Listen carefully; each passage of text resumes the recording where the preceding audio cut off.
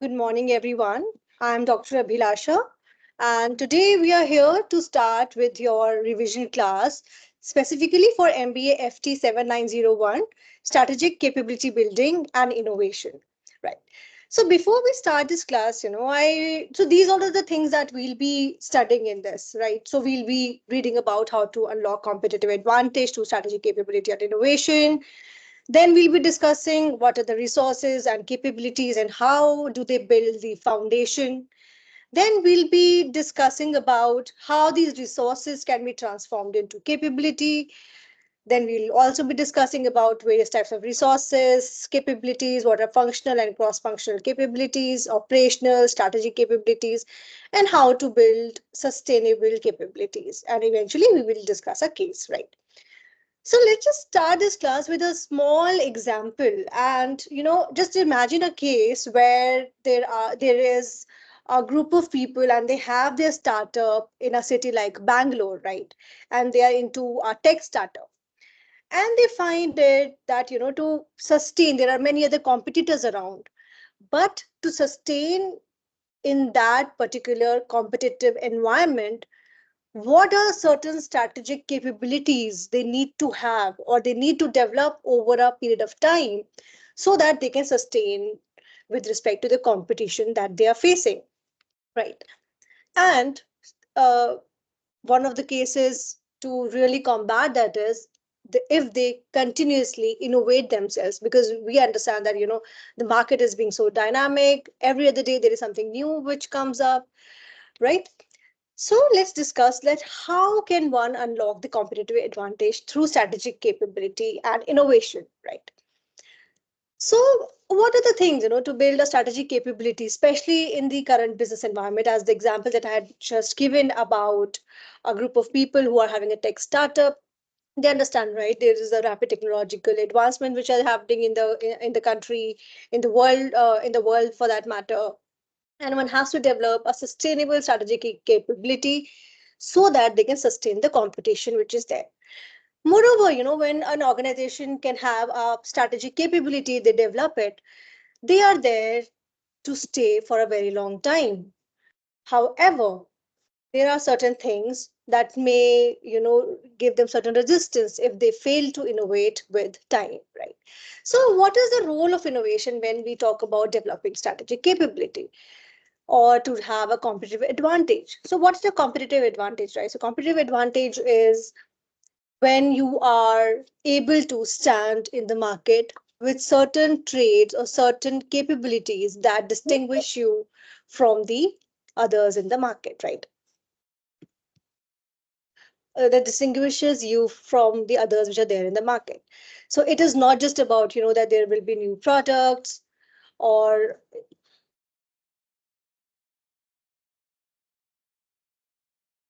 it is not just about that there'll be new products or there'll be new services. It is about much beyond than products and services. It is also about creating a value.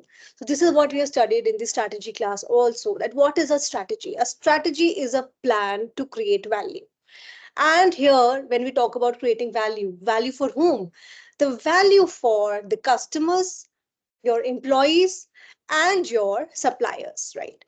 So when an organization kind of excel in innovating and they are able to leverage their capabilities and they're able to explore and get into newer markets and they're able to satisfy their customers, that eventually helps them to stay ahead in the competition, right? So let's just quickly understand few examples of strategic capability. For instance, we all know that TCS is one company which is in India based, but it has a worldwide recognition. What TCS has done different, they are one of the leading global IT service providers. They are a huge consulting firm. They provide business solutions, and they have leveraged on. They have leveraged on the capability in digital transformation and innovation, and because of that, they are able to have a global presence all over. TCS, we know that, if you've known in most of the engineering colleges, TCS is the first company, they go and they hire people, they recruit people in bulk. What they're trying to do, they're trying to recruit more and more people so that they can have a better next generation technology development. For instance, artificial intelligence or machine learning, they invest a lot in developing the capability of their human resources, and in turn that eventually helps TCS for that matter. And because of all these changes and all these adaptations, they are able to sustain in the rapid technological changes that are happening in the market, right?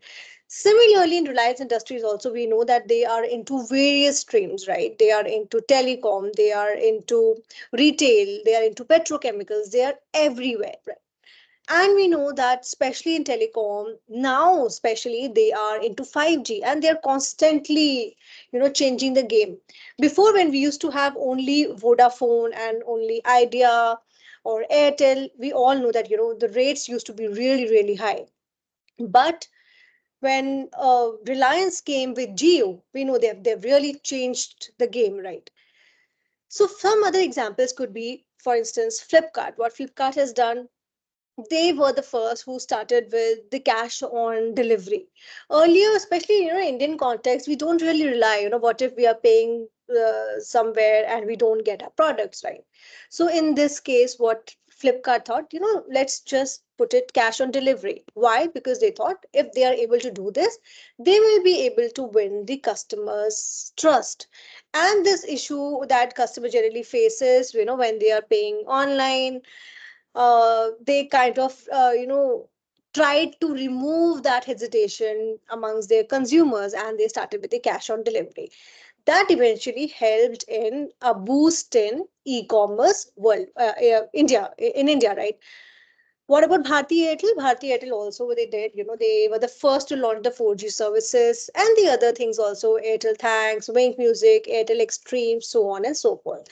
They are also continuously into the feature of innovating themselves, and that is how they are able to gain the leadership, right? Next comes is resources and capabilities as the foundation. So when we talk about competitive advantage, how will an organization claim to be competitive with respect to other competitors if they are making the most of their resources and in turn their capabilities, right? So one second, let's just understand what are resources. So resources are certain inputs that an organization uses to produce goods and services, as it is mentioned here on your screens, if you can read on your screens, right?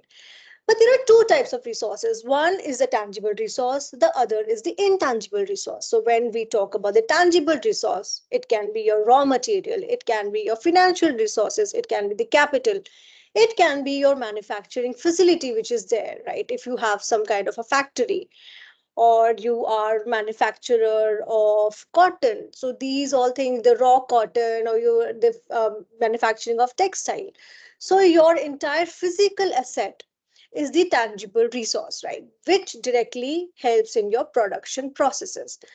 What are the intangible resources? Intangible resources may be a brand's reputation, it can be certain patents that you have, or it can be a proprietary technology, and an organization culture for that matter. If in your organization there is a culture in which if somebody is creative, if the creative thinking is appreciated, or if people are technologically very sound and if that thing is appreciated, people are given a open forum for discussion.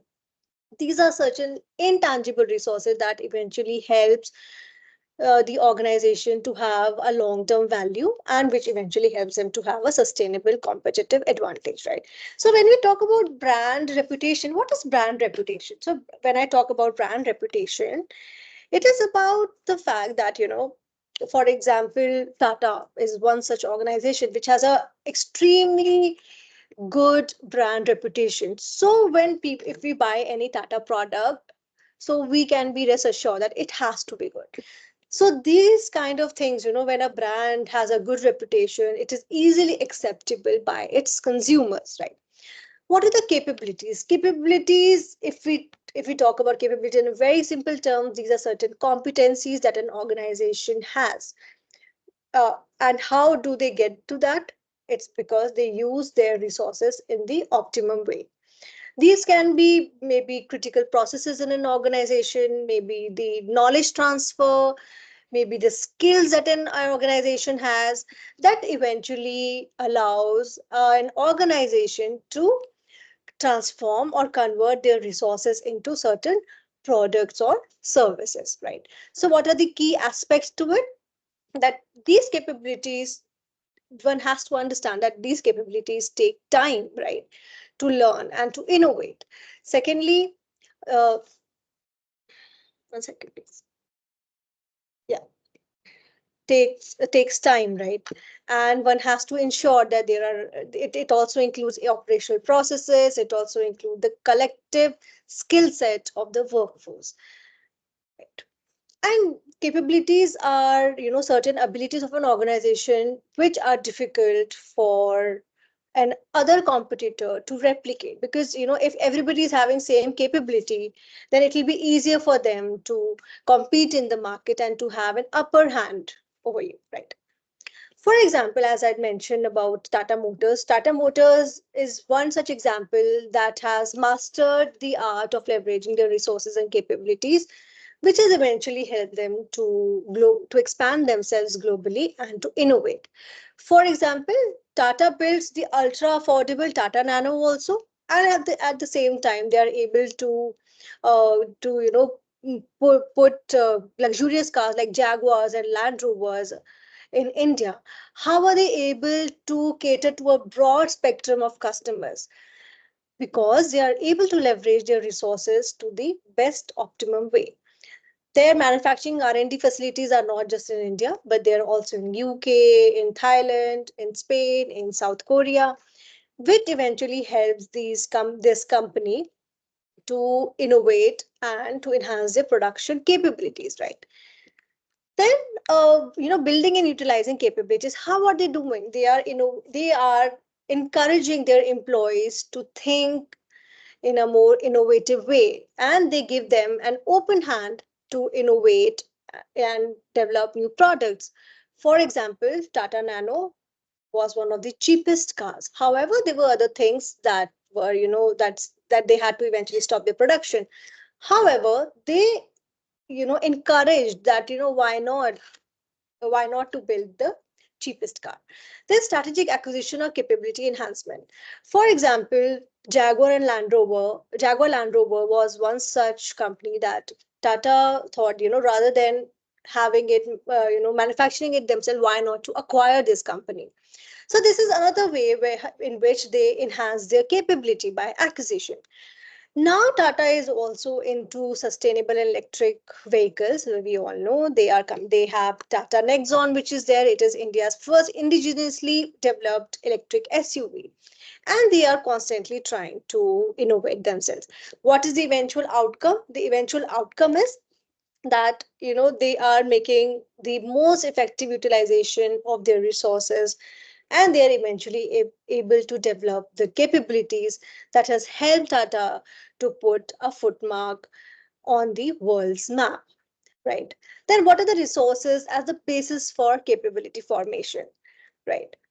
So when we talk about resources as the basis of capability formation, we have to understand that, when we talk about strategic capability, we have to understand that with respect to in a strategic management, it eventually lies in the organization's resources, be it both tangible or intangible that we have just discussed.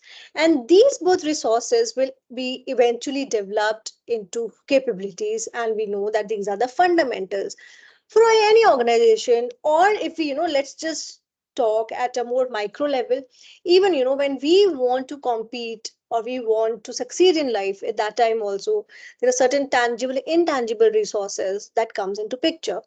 For example, tangible resources, maybe books, if I want to give a competitive examination, right? And intangible resources, maybe my brains, right? Which eventually helps me to build a competitive advantage over my competitors, right? So when we talk about capabilities, they eventually help organizations to perform in a much better way and to be sustainable in the market. So again, let's take up the example of Tata. Tata, we know that they made the most of their tangible resources. They are the manufacturers of Tata Steel since ages now, maybe more than 60 years, right?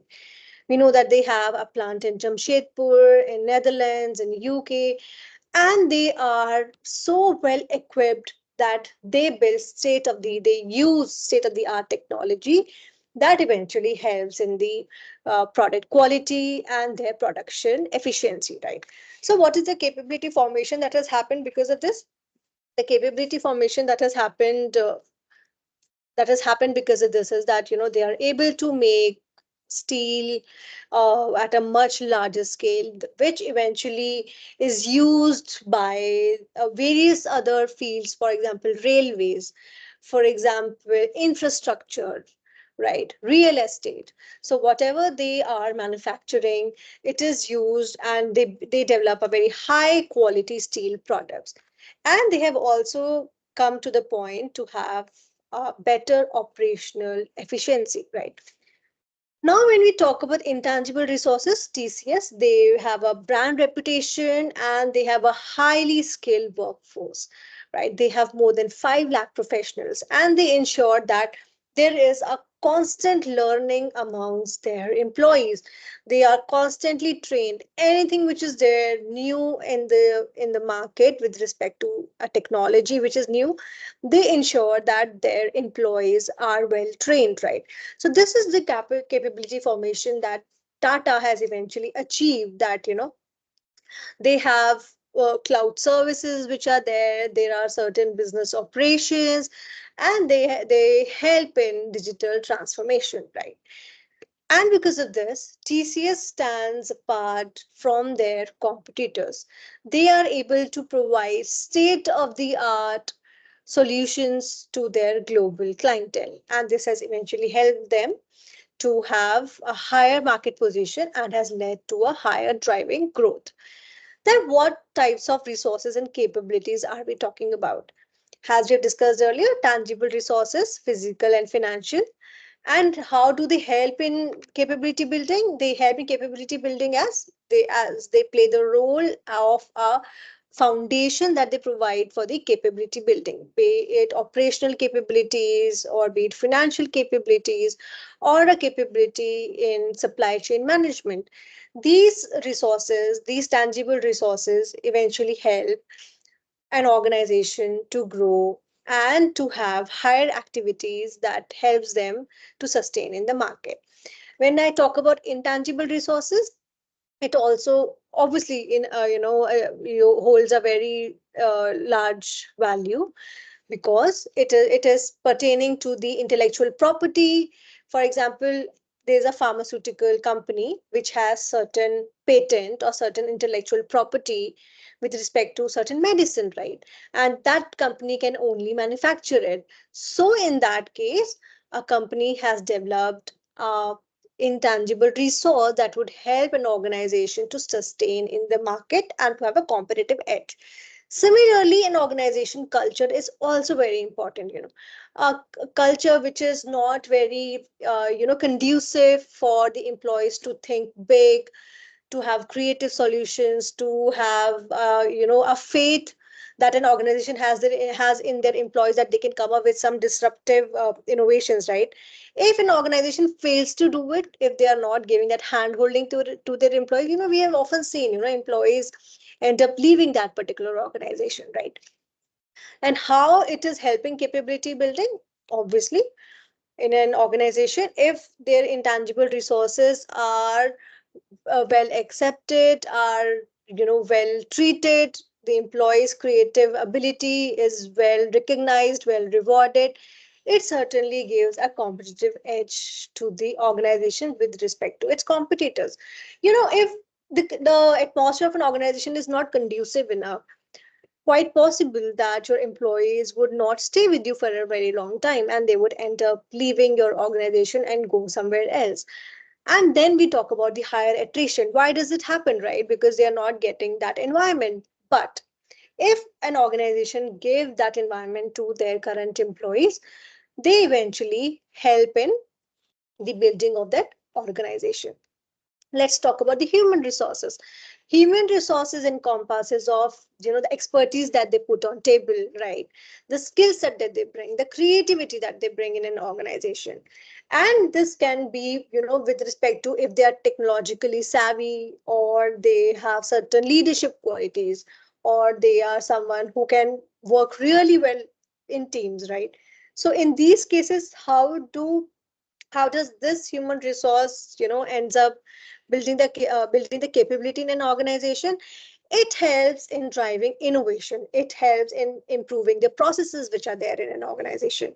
It helps in, coming up with it helps in enabling an organization to respond if there are certain changes that are happening in the market, in the business environment, right? Let us understand with respect to one of the examples. So I'm assuming that many of you must be knowing this example of paperboard. So how have they leveraged this thing? Paperboard के अगर आप कोई भी ads देखेंगे, they try to talk about the regional Indian flavors.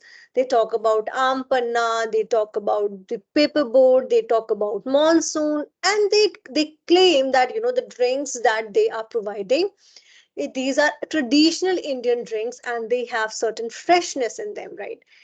And their workforce passion for reviving lost recipes has also helped them to for the new generation, so that it is more acceptable. They are able to build their brand campaigns around an emotional connect, right?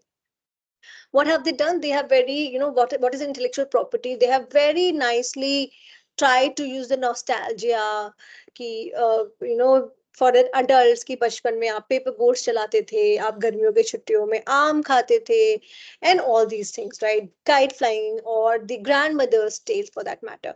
And they have leveraged this particular thing on their packaging, right? And they have also patented certain processes, right? With respect to this, they have obviously maintained all the safety and hygiene standards. If you'll see their drinks, they are very nicely packed, and they are very hygienically packed. And when when you are having this experience of having a drink from paperboard, you will get to know that they are so well packed, right? So what is the outcome? They have obviously captured the market. They are one of the highest selling FMCG products with respect to in this category, right? And they have set a certain benchmark which revolves around innovation in product development and branding, right? So next comes is functional versus cross-functional capabilities. So what are functional capabilities? Functional capabilities means, with respect to a specific business, for example, marketing, research and development, finance, or HR. And how does it contribute to the organizational function? When functional capabilities are really important when it comes to a day-to-day operations, right? Which helps in one second.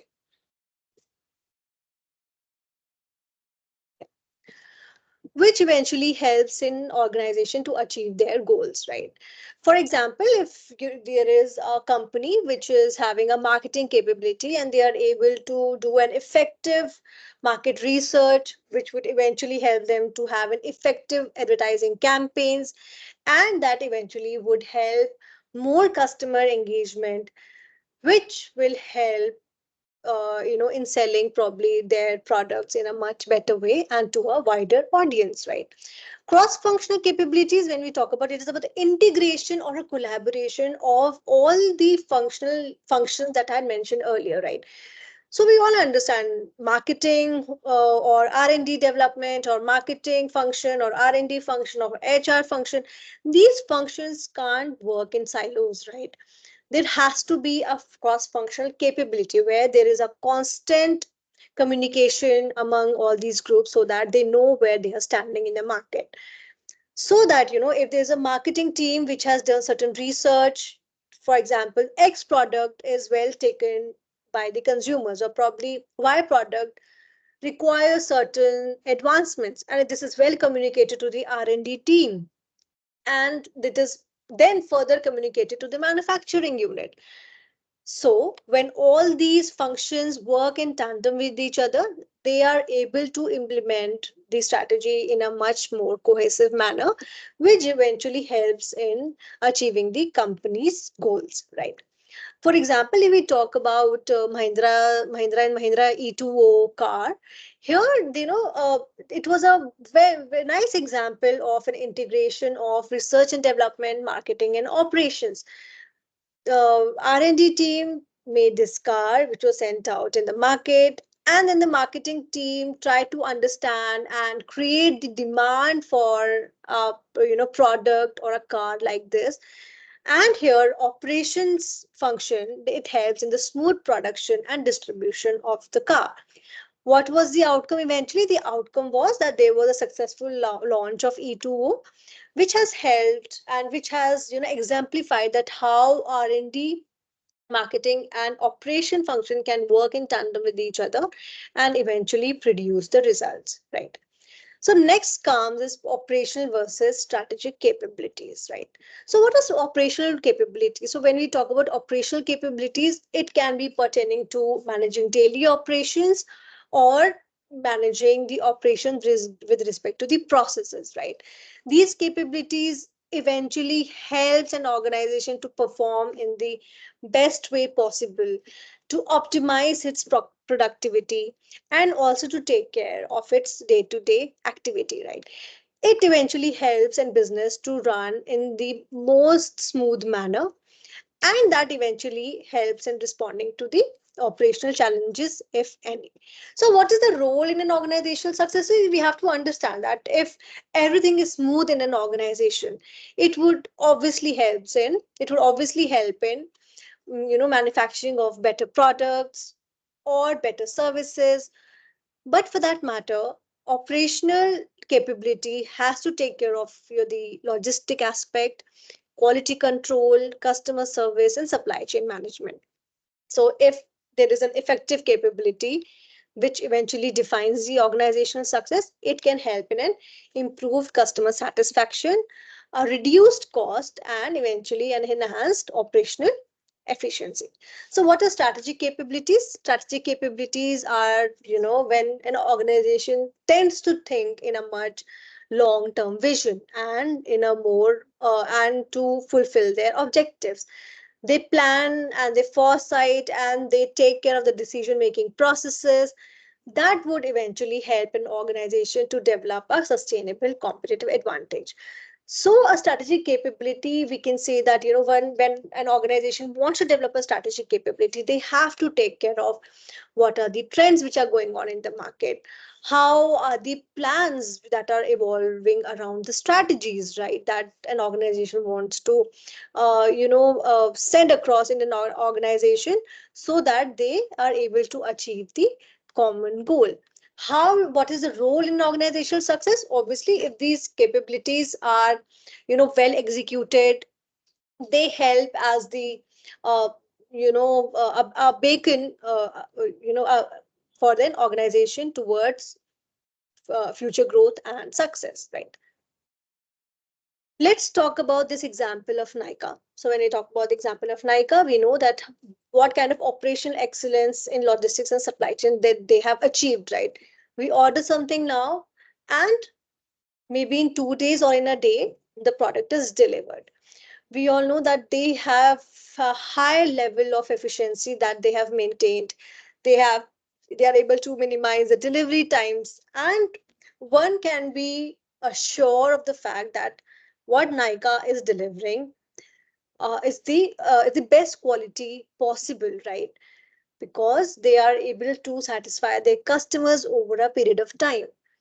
They have achieved a very high level of operational excellence. They have maintained their supply chain, be it back end or in the front.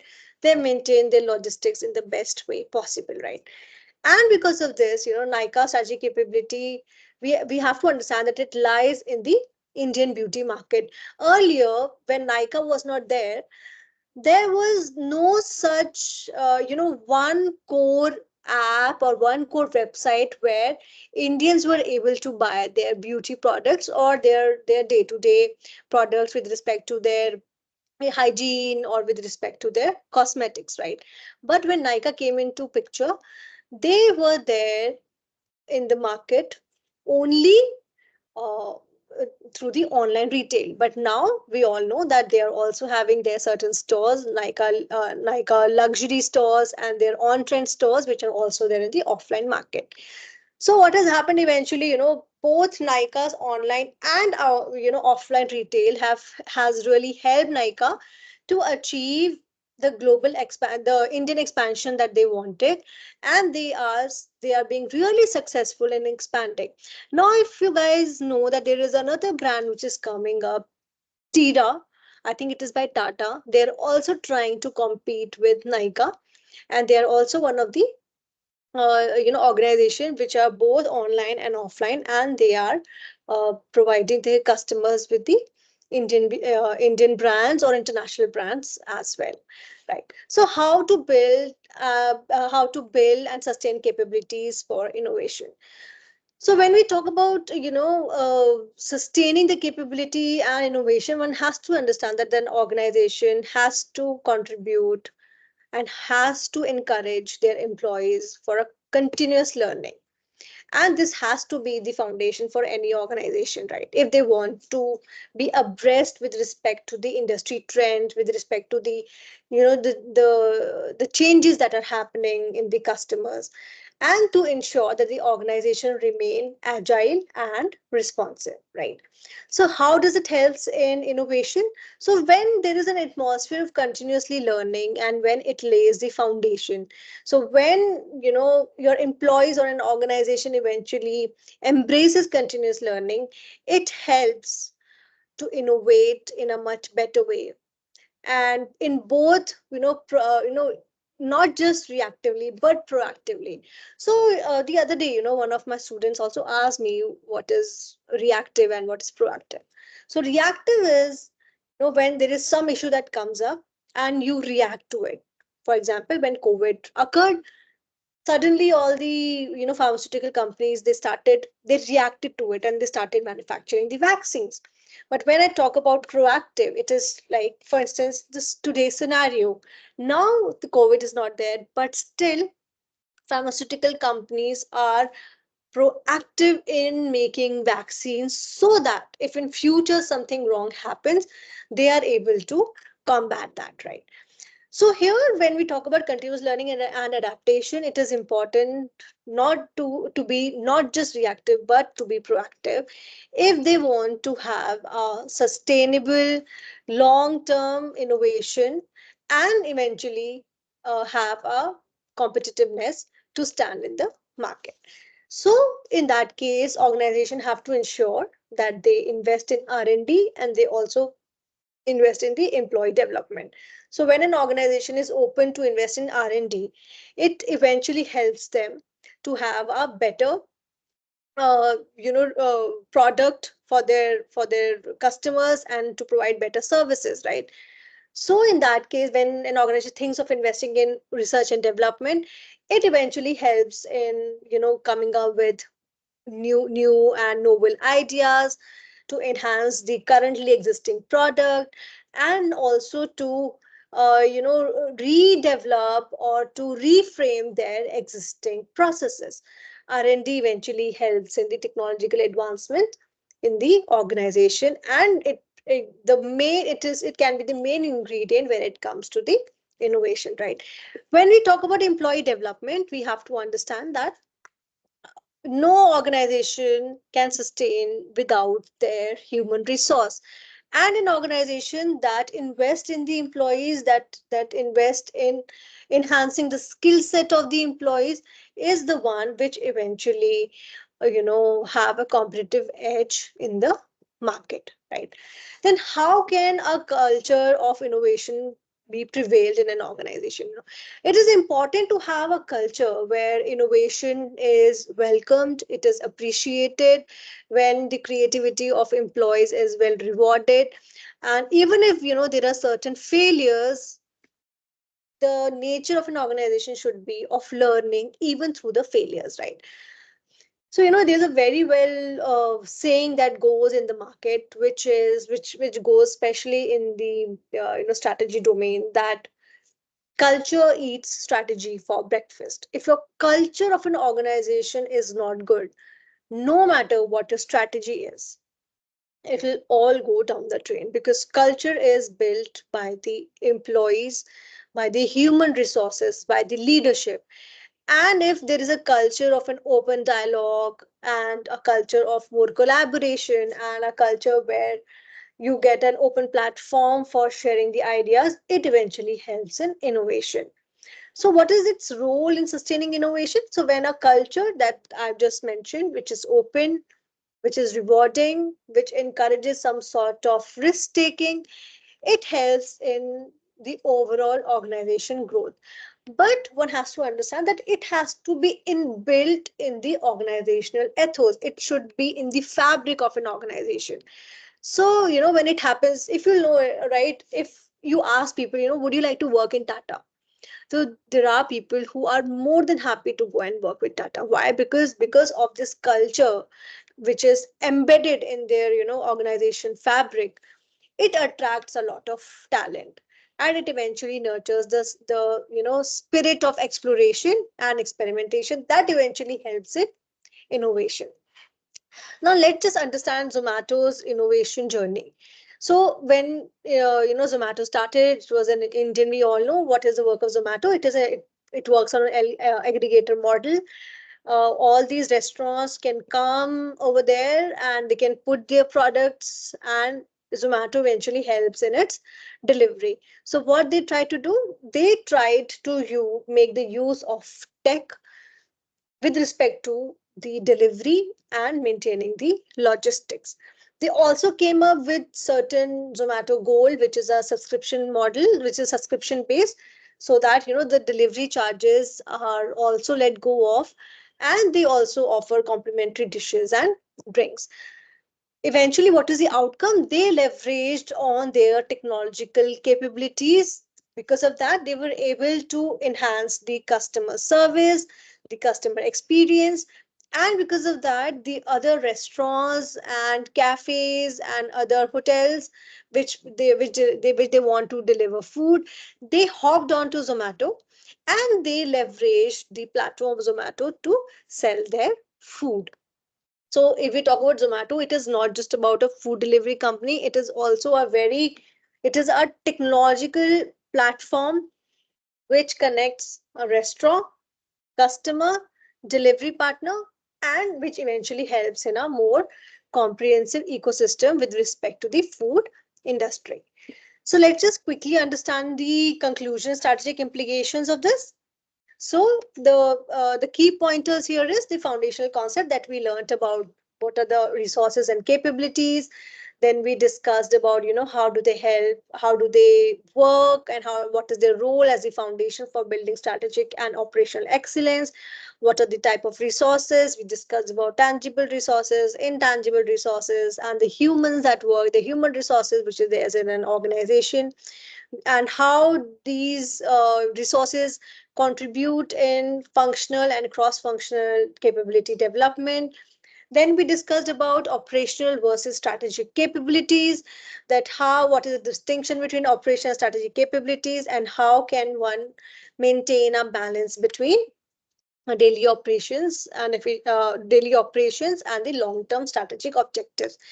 Then we also discussed about how can continuous learning and an atmosphere of continuous learning eventually helps an organization to stand out of the crowd, to develop the competitive advantage, and which helps in eventually gaining the ultimate objective and the ultimate goal, right? So, what are the certain strategic implications when it comes to businesses in India?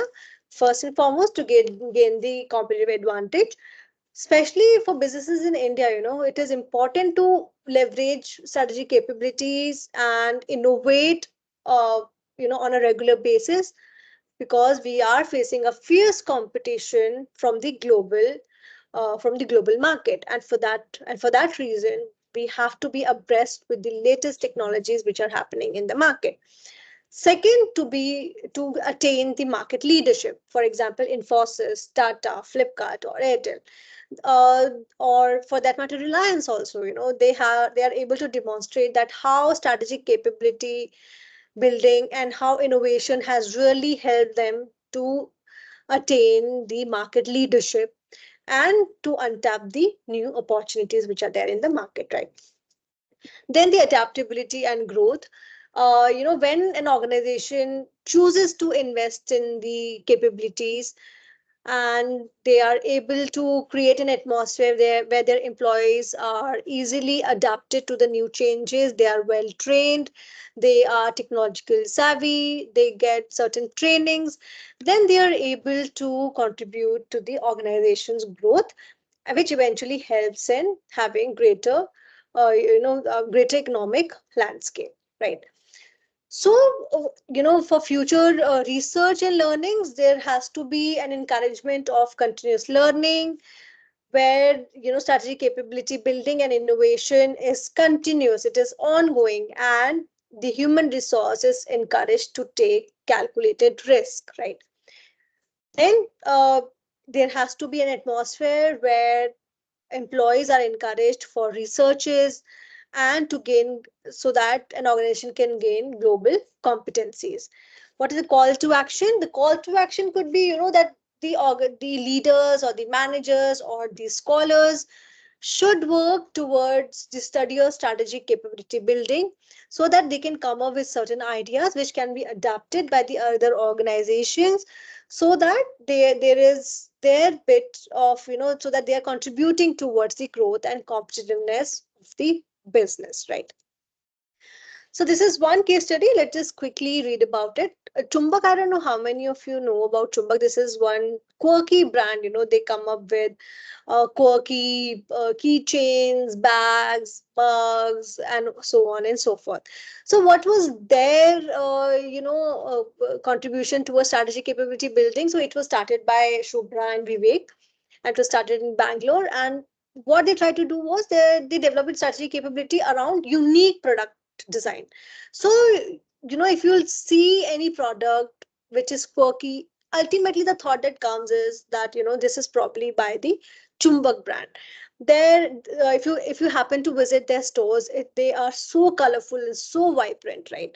And they have leveraged on the Indian values and Indian culture. So where somewhere you'll see some Rajasthani couple or some Punjabi couple or some Warli design, they have tried to engage their production with respect to the essence of India, right? And they are continuously innovating, and not just with respect to the product but also with respect to the customer engagement. If you'll see these stores, if you'll go, they have also have a small cafe where their customers can come sit, they can have some light snack or some tea, and the product that they use while doing all this, they are also by Chumbak, right? So these are certain questions that we had discussed in the class. Because of the paucity of time, we'll not be able to discuss them right now. However, these were certain questions that were discussed, and these were the analysis that we eventually had. The questions revolved around that how Chumbak can develop its strategic capability around its unique product design, and how can it brand itself with respect to the competitive lifestyle and fashion market. Then we discussed about Chumbak's approach to combining online and offline retail strategies. Then we discussed about the role of innovation in Chumbak supply chain management. Then the emphasis on customers' experience in its retail experience, in in its retail in the experience of the retail stores, right? I will be providing these slides with you so that you can quickly go through them and brush up the concept. When we talk about the exams, you know how the pattern is. You will be getting a case study for sure, and then there were certain other questions that if you focus on these classes and if you will read the SLMs and you will read these slides, it will really help you to score really well in the exams, right? So with this, we have covered the lesson one. There are three more lessons to go. Let's just take a quick 5-minute break, and or maybe a 2-minute break is good enough, right? And then let's be back. All right.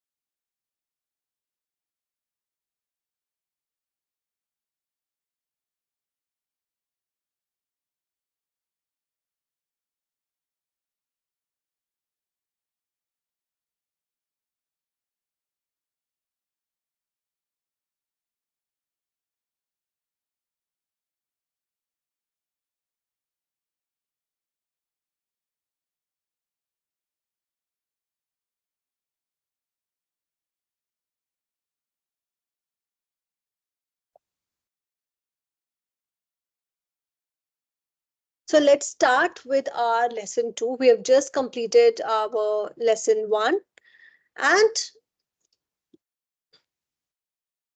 so in our lesson 1, in the previous unit, we discussed about how to unlock competitive advantage. We discussed about resource and capabilities.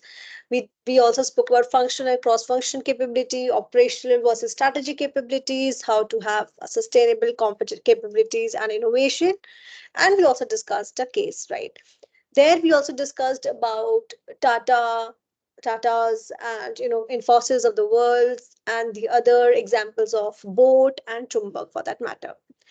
In lesson 2, what we'll be discussing is the transformation of resources into capabilities.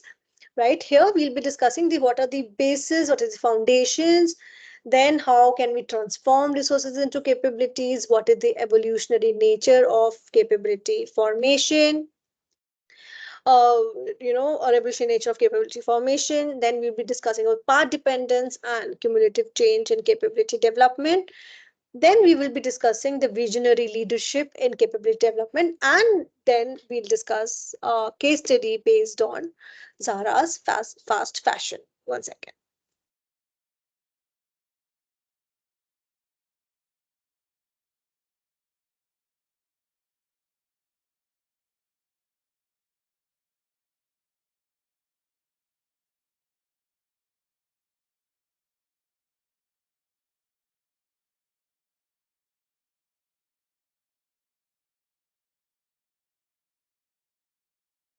So yeah, moving on. So what are the strategic foundations when we talk about resources and capabilities, right?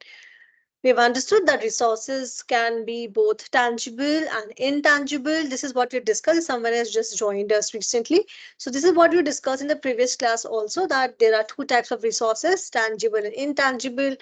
Tangible could be financial assets, it could be the raw material, it could be your manufacturing units, your equipment, and intangible is your company's culture, your brand's reputation, and certain IPs if you have acquired over a time. And when we talk about the capabilities, it refers to the organization's innate ability to utilize these resources in a better way, right? Which include be the skill set of your human resources, the competencies that they have, and a well coordinated coordination which is there amongst your teams, right? So why is this important? There are at times it has happened. There's also one example that I want to share. There's, if you guys have heard about this company Airbnb. So there is this thing, if you read about it, if you Google about it, Airbnb was one company that received a lot of funding, right? And when they received a lot of funding, they were not able to utilize them in the best way possible, right? So it is not just about the capital that you have, the human resources that you have. It is also about how well can you leverage on it, how well can you convert these resources into capabilities that would eventually help your organization, right? One second, please.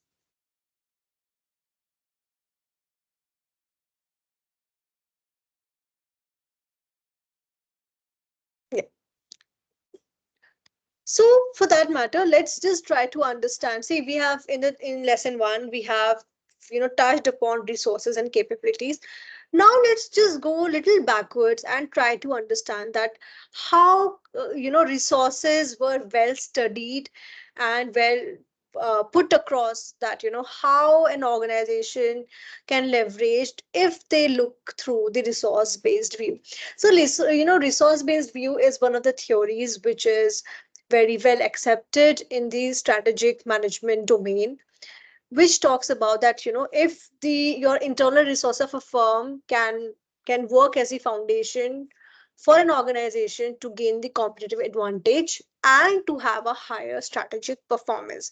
So it was eventually developed by Warner Felt in around 1984, but it was well documented or well developed by Barney in the year 1991, where he spoke about resource based view, where he spoke about that how our resources, if it is He spoke about a framework of VRIN, where if a resource is valuable, it is rare, it is inimitable, and if it is not substitutable, it provides the competitive advantage to an organization, right?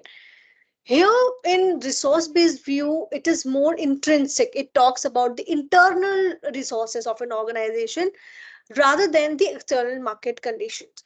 According to them, if your resources are well taken care of, and if your resources are turned into capabilities, no matter what the external market conditions are, your organization will be able to sail through it, right? So when I spoke about VRIN framework, let's understand, what is VRIN framework. It talks about that your resource is valuable, it is rare, it is inimitable, it is non-substitutable, right? So, rather than talking about an organization point of view, let's just discuss at a more micro level. Even if you have certain capabilities, right, and what you have when you're working in an organization, for instance, you are a very good developer, you are a coder, and the way you do the coding, it is something, that which makes you stand out of the crowd, right? So your skill set is valuable to an organization. It is rare because no one else is having that, right? It is something inimitable. No other employees in your organization is able to copy that skill set that you have. It's not a good coder, right? And for example, it is non substitutable, right? Even if an organization try to get some other employees, they realize that the kind of skill set that you bring on the table is not there with any other employee. Now let's extrapolate this and understand with respect to an organization. So what is valuable resource? A valuable resource is something that is just with your organization and no other organization has it, and it helps to directly meet the customer needs, right? And it helps you to outperform your competitors. For example, a patented technology, for example, a technology which one has in a Bose speaker, right? No other organization or the competitor has that technology. They have a patented technology.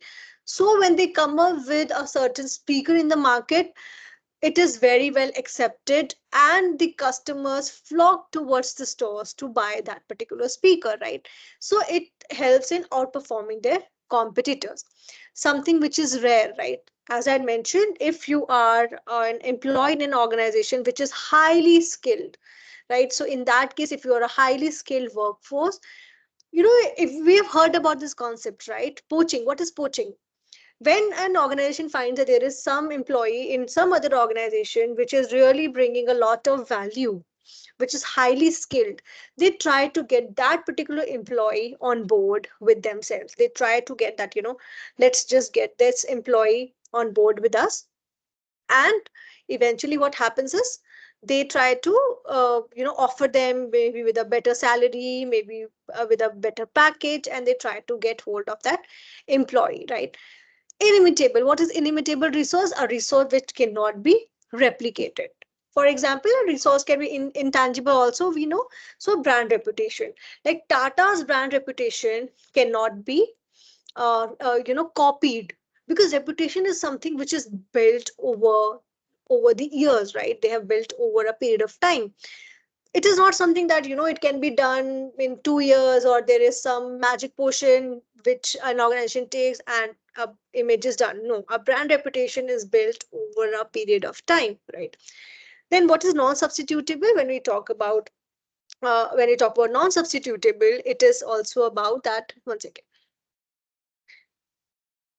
Non-substitutability ensures that your competitive advantage that you have as an organization, it cannot be undermined by any other alternative strategies or resources. For example, there is certain software that you use in an organization which helps in offering a well customer insight or the data of the customers. So if you try to use some other software, and if this particular one is giving you all the data, it is user friendly, then you'll be not be able to find some other software which can offer you the same thing.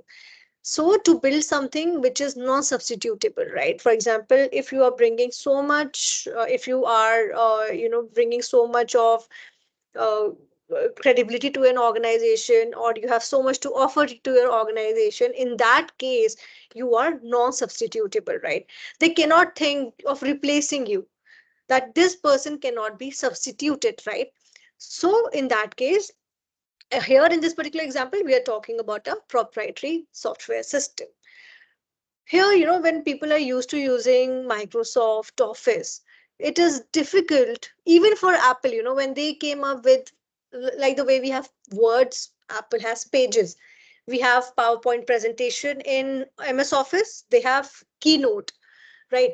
But are they able to replace it? No. Are they able to substitute it? No. Eventually, Apple has to offer Microsoft Office in their systems, right? So, what is the strategic imperative? Especially in today's time, when there are constant business environmental changes which are happening, there are strategies that are trying to come up with certain, ideas regarding transforming these resources into long-term capabilities. Why is this transformation so critical? It is because to have a competitive strategy in place, so that whatever changes happen in the market, they are able to maneuver through it, and they are able to understand them in a much better way. So how does, this helps, understanding this conversion, it will eventually help the people who are developing the strategy, so that they are able to leverage on the fact that, to have certain capability, what resources have to be utilized and how will they be converted, and eventually cater to the emerging business trends. Now let's just discuss this example of Starbucks transformation of resources into capabilities, right? So we all know that Starbucks is one of the global leaders in the coffee industry. So what are its tangible resources? Its tangible resources is that their widespread chain of coffee shops, their high quality. We all know that Starbucks, obviously they charge a premium, but they utilize high quality coffee beans, and they have certain equipment in place for the brewing of their coffees. What is the intangible resource of Starbucks? Their customer loyalty, their proprietary knowledge in coffee making, and the Starbucks experience. What is the Starbucks experience? If you ever enter a Starbucks store, you'll find, if you ever enter a Starbucks store, you'll find that when you order a coffee, they ask for your name, and when your coffee is prepared, they call you out by your name, and they write your name on that glass, right? So they're trying to make the customer feel, when you hear the name, so they play on the psychology, right? So when you hear the sound of your own name, which is being, spoken out loud in a restaurant, in their particular store, a customer feels good. It's a psychological impact that they have, right? And they've also made it that, people who are visiting their stores, they are the customers who want to have a high quality experience, right?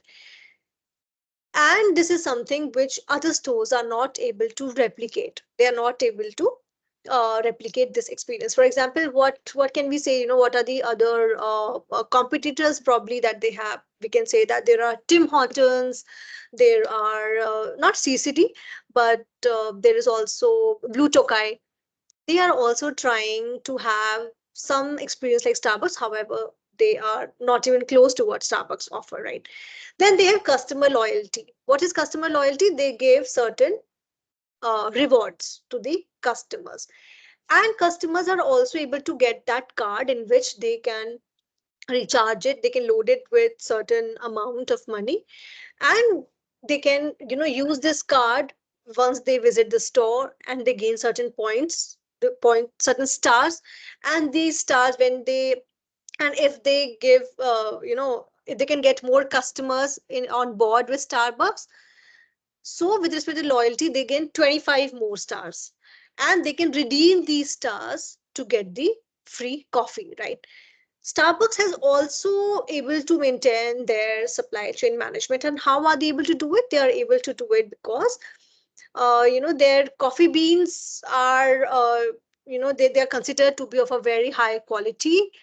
And it is also seen that they claim that their coffees are their coffee beans are sustainably and ethically purchased and ethically manufactured, which has eventually helped in the brand image of Starbucks.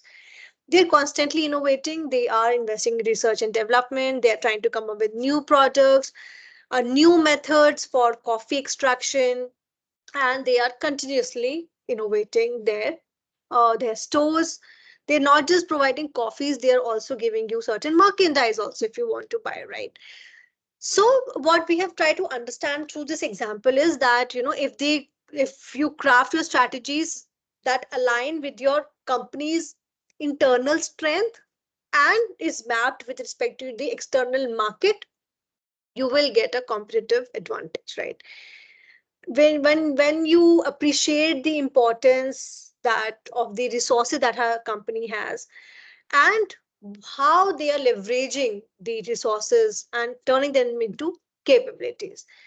The other thing being that to recognize the need for developing the unique capabilities. Starbucks, they know that they can't stay stagnant, they just can't stick to one capability. They have to continuously evolve themselves. So at times they come up with some offer, they come up with some customer loyalty points, they come up with some card, something or the other. They are constantly evolving so that they can have a sustainable competitive advantage over their other organizations.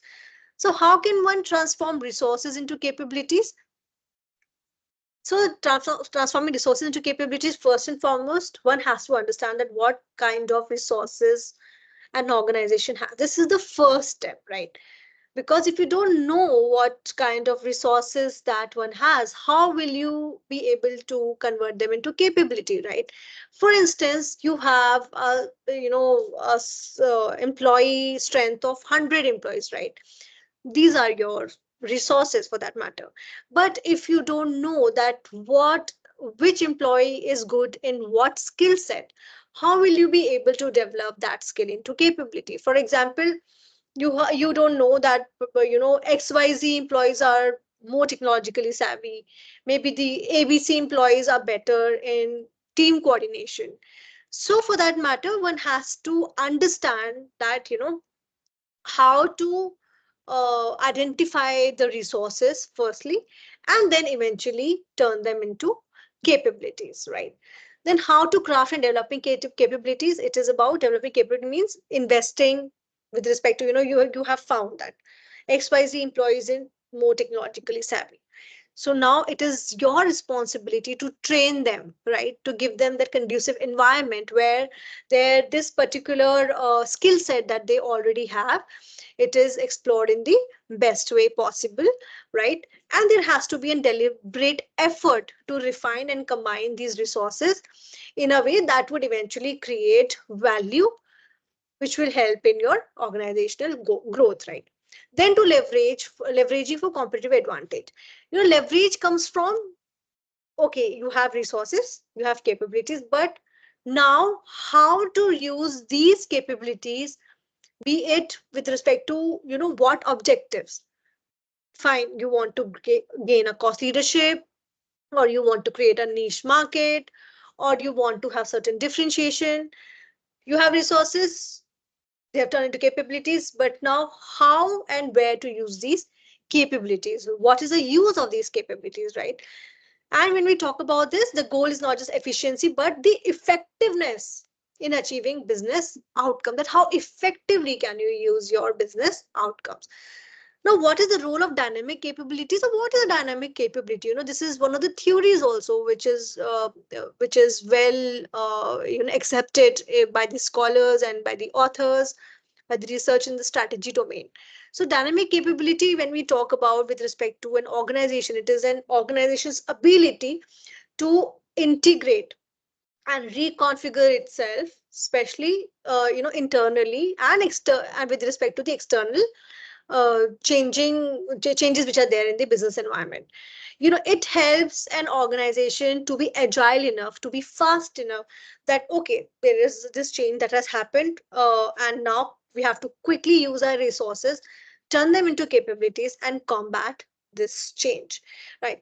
We know, right, when demonetization happened, we have seen that on the very next day, on the front page, Paytm had come up with a full page ad. This news of demonetization happened in the evening, and by the next day morning, they were able to have a full page ad by Paytm, and how Paytm really leveraged on this, and they were so fast and agile in making sure that they created our ecosystem. Fine, demonetization has happened, but we are there for you for your any kind of digital payments and transfers, right? So what is the mechanism of transformation? See, transformation is not something which can one second. Transformation, one second, just have water quickly.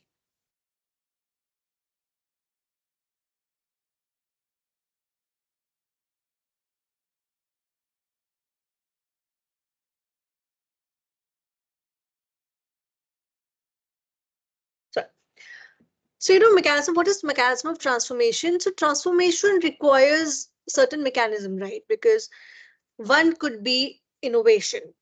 So when we talk about innovation, it can be to transform your uh, technological resources and employee skills into certain capabilities that would eventually help you in developing the innovative products, right?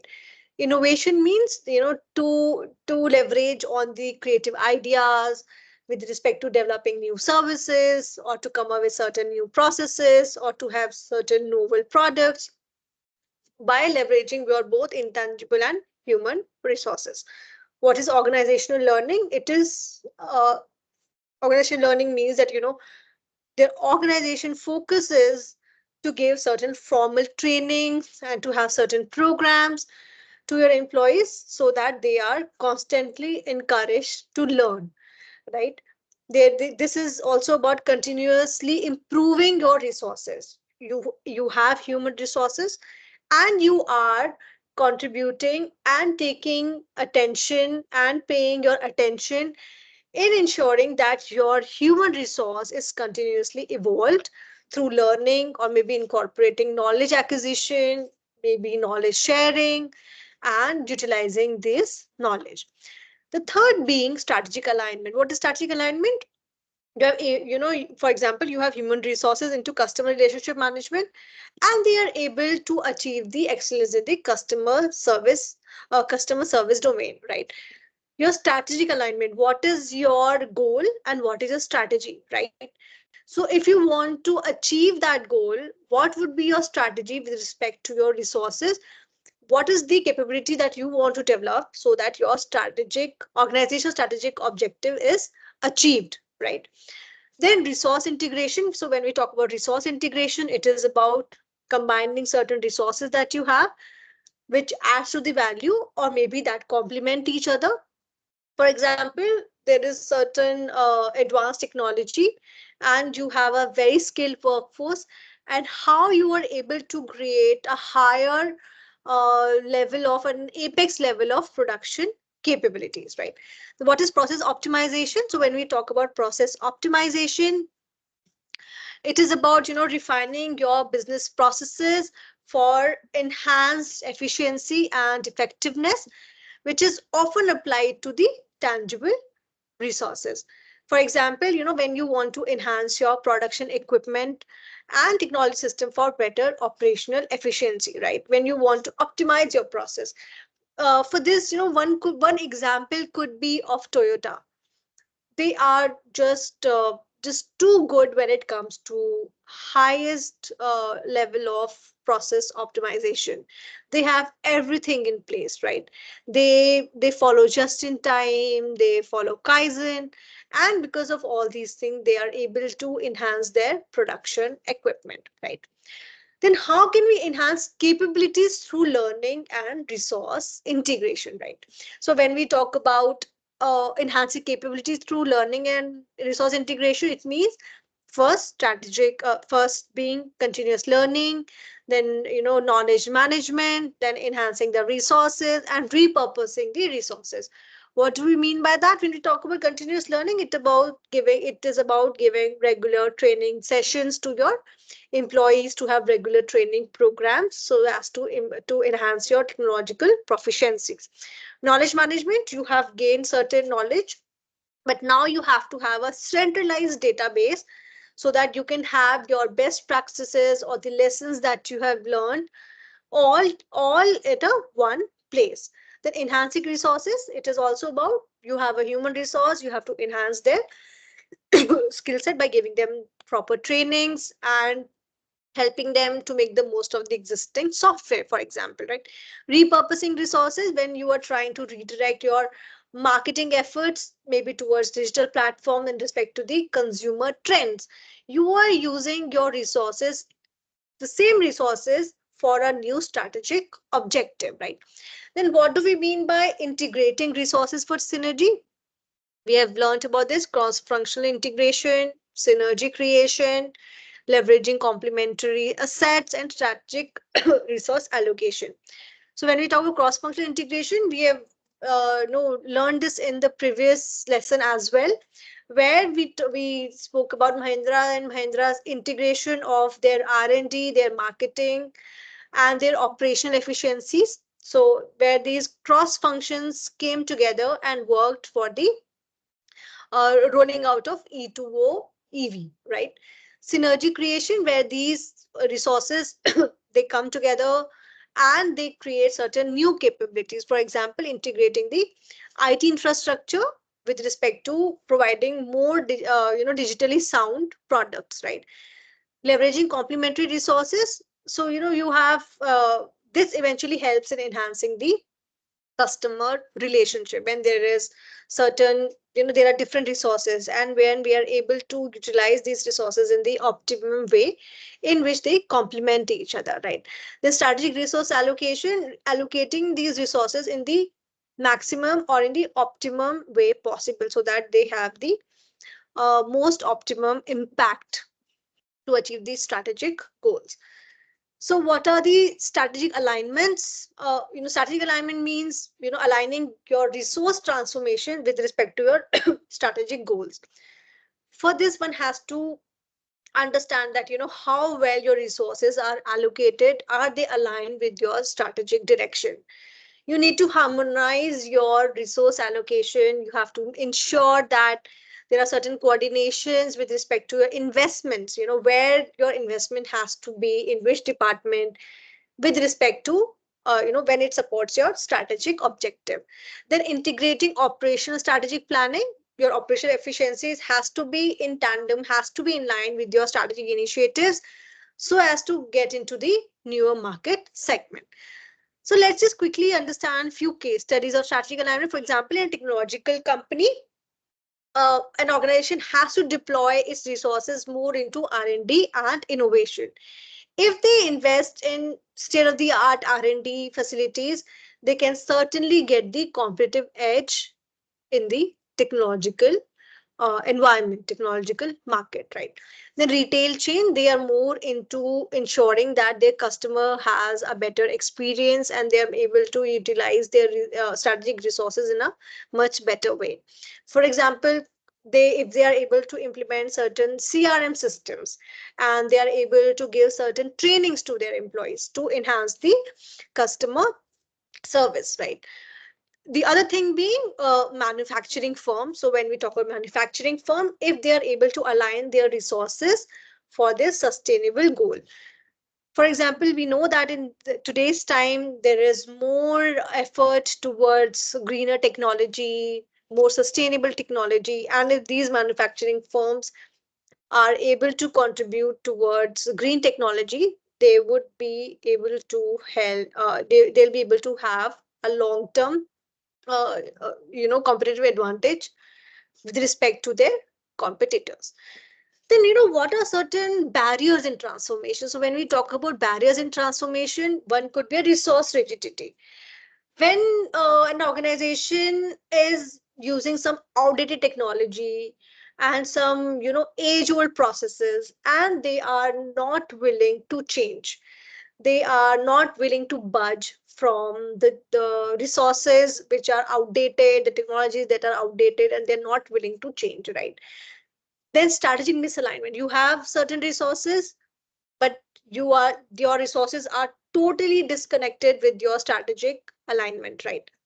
So it is, they are not able to align with the objectives of your organization. So in that case, if you know that, it'll be it's difficult for an organization to stand in the market, when they are so clueless about how to utilize their resources. The other thing being inadequate resource allocation. You have certain budget. For example, you have 100 units of budget, and probably your R&D requires 30 units of your total budget, but because of your misunderstanding or your miscalculation, you have deployed only 10 units, right? So in that case, and maybe, for example, the marketing doesn't require 50 units, but you think that, it is, let's just put 50 units of your budget to marketing. But this is called inadequate resource allocation. Where it was required to give 30 units, you've given 10. Where it was required maybe 10, you've given 50. In this case, will you be able to get a better result? No. This is also one of the common barriers in transformation of resources into capabilities. Then there are cultural barriers, right? For example, in an organization where which is resisting innovation, and which is not into having new capabilities, which are not in for having new capabilities, the culture is not of encouraging the employees or encouraging creative thinking. In that case also, your resources face barriers with respect to transforming them into capabilities. The other thing being, if there is lack of leadership and vision and support, your leadership is not robust enough, there is an absence of certain guidance, your leadership is not able to motivate the employees, and they are not able to navigate the transformation process in a better way. This could also be one of the common barriers in transformation. Leadership is very important when it comes to finding the right talent and transforming it, and to make them their best version, right? Then what are certain strategies to overcome barriers? So once the strategy to overcome barrier is fostering flexibility and adaptability. you know uh, when there is a environment of where your flexibility and adaptability are taken care of, you promote a culture of change, maybe through training or workshop and initiative to enhance adaptability, right? Then to ensuring strategic congruence, aligning your resources with your strategic goals so that you can have the optimum utilization. Effective resource management, the example I just gave, you have a budget, but here, if you're able to deploy them in the best way possible, right? They are very well allocated. The resources are allocated with respect to the strategic needs, right? Then cultivating a supportive culture, when it talks about building a culture that encourages learning and innovation and changes supported by the leadership. Then strong leadership commitment, when we talk about this, it is about having a clear vision, it is about having a clear direction, it is about having all levels of leadership to support the transformation. Last but not the least, to have a continuous monitoring and feedback, where you establish a certain feedback mechanism so that you're able to get a real time feedback so that you can have an improved transformation processes, right? Then assessment techniques for one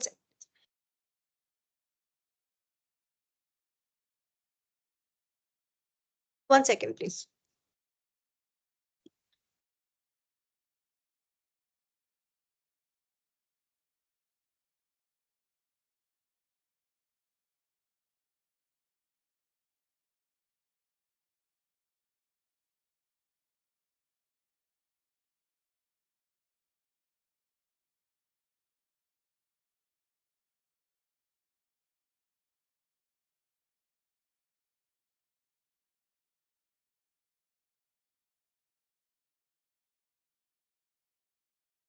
Yeah, sorry, one second.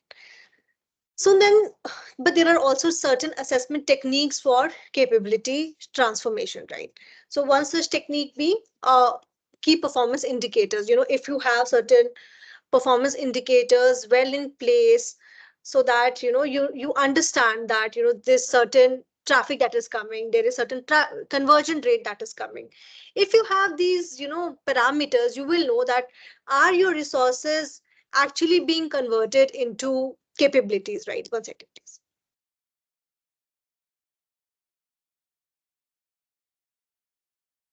Are your resources actually being converted into capabilities, right? Then your benchmarking. So when we talk about benchmarking, it is about comparing your capabilities with respect to your competitors, with respect to the industry standards, so that you're able to gauge the competitive standing. Then your return on investment analysis, where whether the deployment of these resources and their capabilities, are they really adding value to your current financial returns, right? Then customer feedback and market response. See, if there is a direct correlation, if your resources are well utilized, you will also see a positive feedback from your customers as well. So to have regular surveys, to have regular market share analysis, to have engagement metrics, so that you are able to understand your customers and eventually their market reactions to newer capabilities. In internal audits and reviews, we know that how they come handy for an organization to align their capabilities with the strategic objectives, and so that one is able to have higher efficient processes and utilization of their employees in a better way, right? Then what are the strategies for continuous improvement of capabilities? One such strategy is agile methodology. What is agile methodology? It is about employing agile practices for quick adaptation and for the better refinement of the capabilities, which is based on the feedback which they get from the market. Then learning and development, we know continuous learning and a continuous enhancement of the skill, which eventually helps in developing newer capabilities. Feedback loops is also very important, because when we talk about feedback loops, it is about feedback loops from employees, from customers, and the market analysis for informed improvements. Then the iterative processes, you know, uh, to understand the ongoing processes, revisiting, revising, and continuously able to iterate them. Fine, just to have to roll out certain thing in the market, to roll out certain processes in an organization, and to continuously evolve them, revisit them, see if there are certain changes which are required, so on and so forth, right? And technology utilization. What is technology utilization? It is about using the technology for tracking and analyzing capability performance and to facilitate the data driven improvements. In today's time, data comes really handy, right? When you have a data about how well your product is accepted in the market, how well your processes are accepted in the market, right? Your service is accepted in the market, it eventually you can quickly adapt to it, right? You float a survey. For instance, you float a survey, you find that there are 100 customers who want certain changes in your product, right? And because of that data that you've received, you're able to make the changes in your capabilities. So what is the evolutionary nature of capability formation, right? So when we talk about evolutionary nature of capability formation, it is about and organic growth and capability maturation and organizational routines as foundation. Capabilities within firms do not emerge fully formed, right? This is what I've just told you in the when we were discussing the previous slide. You have to just roll out a certain process, and then we have to understand, revise, and revisit and understand that yes, this is working or it needs a certain hand holding, right? So when we talk about a capability, they mature over a period of time, right? It eventually molds itself with respect to the culture, with respect to the organization's strategic direction, and with respect to the adaptive processes of an organization. So this organic development is kind of, uh, you know, likened to the growth of a tree. Like, for example, tree starts with a seed, And with over a period of time, it becomes a more complex structure, right? So it starts with the basic concept of seedling it and then nurturing it over a period of time, and eventually it diversifies into capabilities of a firm. Then what is organizational routines as foundation? Organizational routines as a foundation because if there is certain consistency which is taken care of in an organization, there is consistent operational strategies that are taken care, it helps in having an organizational routine, and a routine helps in developing a certain foundational bedrock for the capabilities on which these capabilities are well cultivated. It also, there's one more thing that comes, you should not be so rigid with your routines that it eventually turns into a roadblock, right? It is also about following the organizational routine, but also adapting to the changing conditions, right? So, what are certain advancements through learning curves? So, the certain advancement through learning curves could be that how these repetition over the period of time helps in refinement and efficiencies, right? We all know, if you write a certain research paper, you write the first draft, then you write a second draft, and with each iteration you end up having a better uh, research paper. A more and another example could be, if you've seen WhatsApp, we all use WhatsApp, right? So when WhatsApp was rolled out, there used to be like where you see somebody's DP, there was the thing to make the call also. Earlier, there was no calling feature. Then there was a calling feature. Then there was a video call feature. Then there was a DP concept. Then there was a DP concept with a calling feature. Then at times it used to happen when you want to call somebody, you used to click on their DP, so on and so forth. Now, where is the WhatsApp now? They have iterated, they have reworked on it, they have made the changes, and now they are considerably in a more seamless way, right? Earlier there was no edit option when you text somebody, but now you can edit your message that you have sent to someone, right? So they are continuously learning, they're continuously evolving, and there is a lot more to do, right?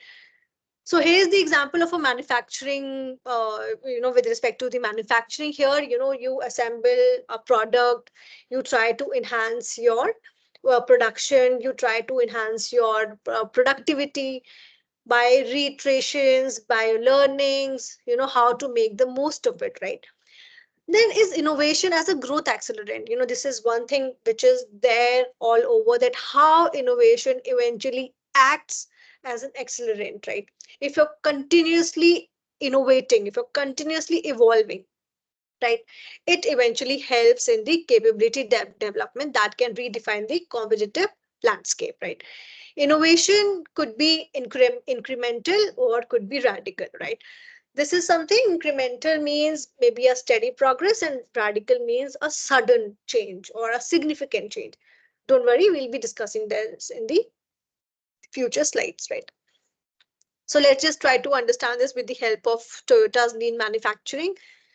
In the previous lesson also, I had taken this example that how Toyota has come up with their TPS system, where they have seen that how simple efficiencies, transformations have helped Toyota with respect to gaining the consistency, gaining the operational efficiencies what they have in today's time, with respect to their continuous improvement, which is Kaizen, and with respect to their just-in-time production, where they are able to reduce the waste and they are able to enhance the manufacturing philosophy.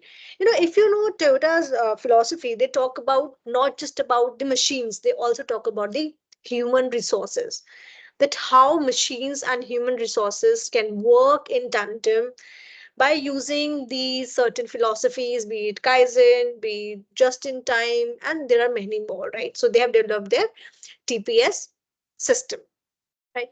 So what is Toyota's capability is to produce a high quality vehicle, right? And they have really gained a significant share in the automotive market. So what is evolutionary development of capabilities? It is about the stages of evolution, right? One second, please.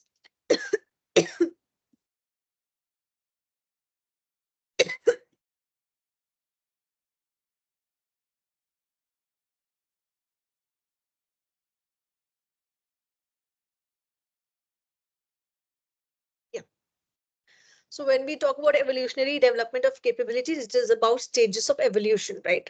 So capability, as we have just read about this, that capability is about evolving from being really basic to an advanced form, right? It is about refining themselves, and from refinement to a more specialization, alignment, and eventually achieving the strategic objective, right? What is an iterative process? The iterative process is incremental improvements, an evolution which is characterized by incremental improvements. There are certain trials, there are certain errors that happen while trying to learn something new, but eventually adjusting them with respect to their strategic directions. Now, what are the stages of capability formation? So what are the stages are, so a stage which is emergent, which is more reactive. This is a more nascent capability, right? When there's the focus is on leveraging the existing resources to meet the current demand.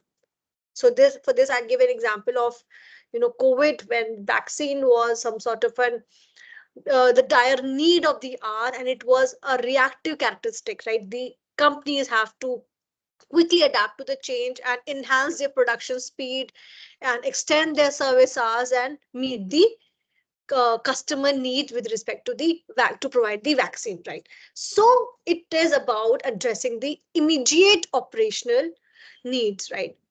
And when we talk about development, it is about the growth and what's it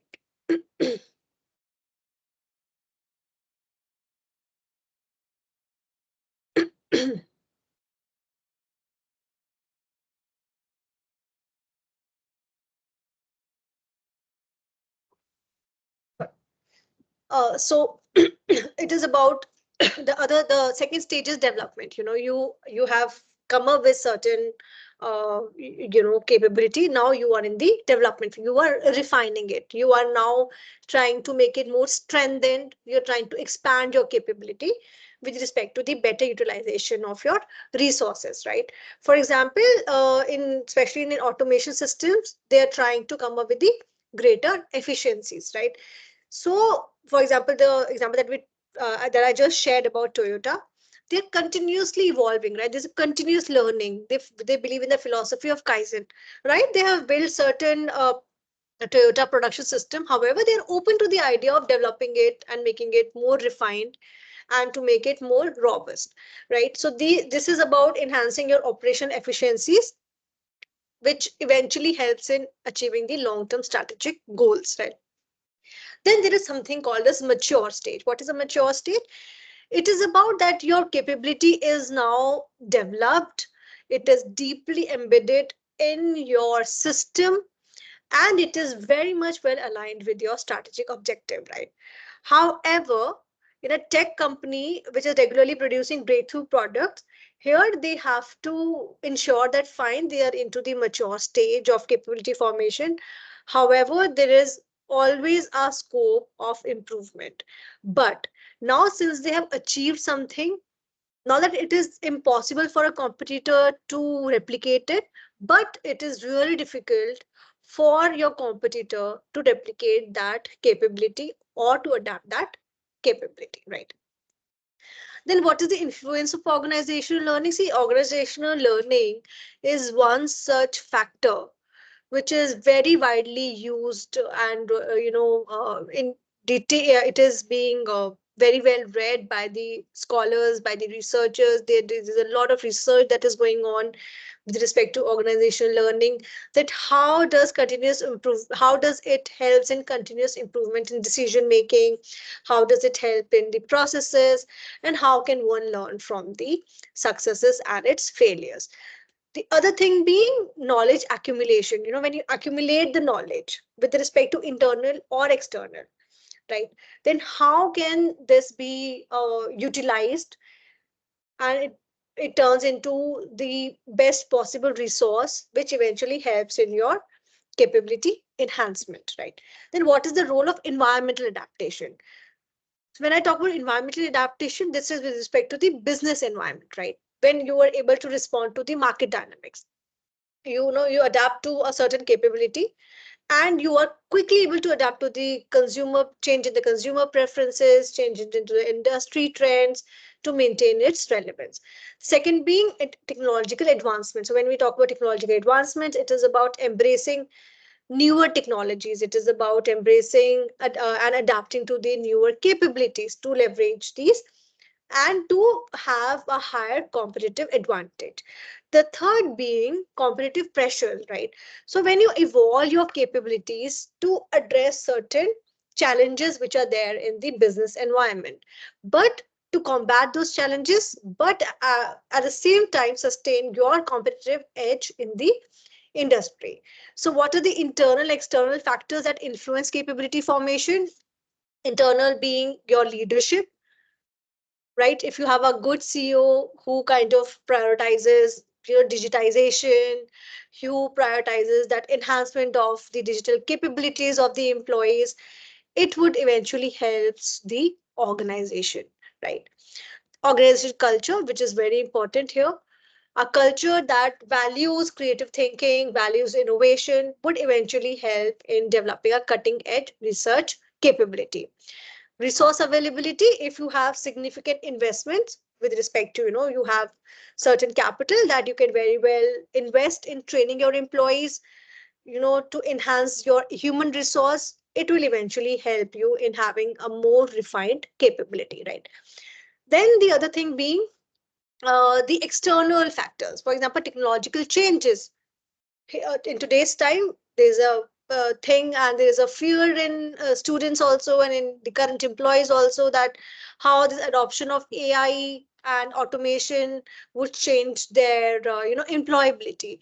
So these are certain technological changes that are happening in the market. So in this case, what an organization can do is to combat this, to train their employees, right, to adapt to the AI changes that are happening in the world. Then to understand the market trends with respect to increasing the demand for eco-friendly products and to have a more sustainable business practices. Nowadays, even as a customer also, we flock towards companies which claim towards being more to be more ecologically sensitive, more environmental sensitive, right? Who claim that they are contributing less to the to the environment's pollution, right? We try to buy their products which are more eco-friendly, right? Then regulatory environments, if there is some sort of new data privacy regulation that has come in the market, there is some new changes in the law that has come in the market. So in this case also, one has to evolve their capabilities with, so that they can adhere to the regulatory changes that are happening. So now what is path dependence and cumulative change in capability development? So when we talk about path dependence, it refers to what? It refers to possibility of a firm's future actions are shaped by the historical paths of its decisions and actions and capabilities. Whatever an organization has done in their past, it defines their possible steps that they will take in the future. So this concept is something that one has to really take care of, learn, because this is one thing, your initial conditions, what you were, and the early decisions that you have taken, now they will govern your future trajectories, right? Because it helps in the long term strategic options and competitive advantage. Then what is the power of cumulative change? It is about, that even the minor decisions or changes can have a prolonged effect on your organization's capabilities and strategies. These small adjustments that you will have over a period of time, right? Small changes. For example, a WhatsApp, let's just discuss a WhatsApp example, right? Small changes. Uh, Earlier, I think only 10 pictures we were able to share. Now it is 30. Earlier, a certain MB of a video we were able to share. Now they're changing it, right? A video call, a voice call. These are certain changes that they are doing, right? And it has eventually helped them to gain a better foothold in the market, right? Then what is it? Path dependence and capability evolution. historical influence, like the early decisions that they have taken in the past have led to their future development, and that eventually have a say in the strategic flexibility and in their capability evolution. For example, a company that has focused on a specific software technology early on defines its future strategic choices. Because you see, especially with respect to a software technology, right, it requires a lot of capital. And if they think about having certain software now, they have to constantly work on the same software, because to come up with certain newer concept or a newer software, it would add to a lot of cost, a lot of capital intensive thing it is, right? For example, you have to a PDF reader, if you have an Adobe, then you've seen Adobe constantly add something new to it rather than coming up with an absolutely new software. They continuously add something to it, right? Then there is something called as a lock-in effect, becoming constrained by past limiting adaptability to new technologies or market changes. At times, there are certain, manufacturing technologies which are there, and when an organization is too much dependent on that manufacturing technology, it is difficult for them to adapt to the newer one, right? Because A, you have to train your employees all over. B, all these new changes are capital intensive, right? Then what is a cumulative change in capability development? It is about incremental improvements, right? Minor automation updates, minor workflow optimizations, new things, minor changes, small scale improvements, right? Which eventually cumulatively help in a better capability development. Then the long term impact. The long term impact could be, the delayed but substantial effective of cumulative changes that has helped in the sustainable growth. These cumulative changes can have a higher and a long term impact, right? So you're constantly training your employees, some workshops, some training, some on site, some off site. And this is something, eventually you will develop a better skilled workforce that would enhance your innovation capabilities. Now, how can one balance between path dependence with flexibility? One should be having awareness of path dependency, right? For example, you can acknowledge your historical choices. However, you need to have a regular reviews also to assess their relevance. Here, the leadership comes into picture. A leadership that engages in strategic reflections, what they have done in the past, and they evaluate it, and then they are able to come up with the best decision possible with respect to their current business context, right? Then encouraging adaptive changes. What are the adaptive changes? Cultivating culture that values adaptability, right? That values flexibility, that values openness to newer ideas. Here we can talk about that, how an organization can allocate their resources for employees if they want to come up with certain newer pilot projects, or maybe a run of a new technology, or to encourage a departure from the traditional business models, right?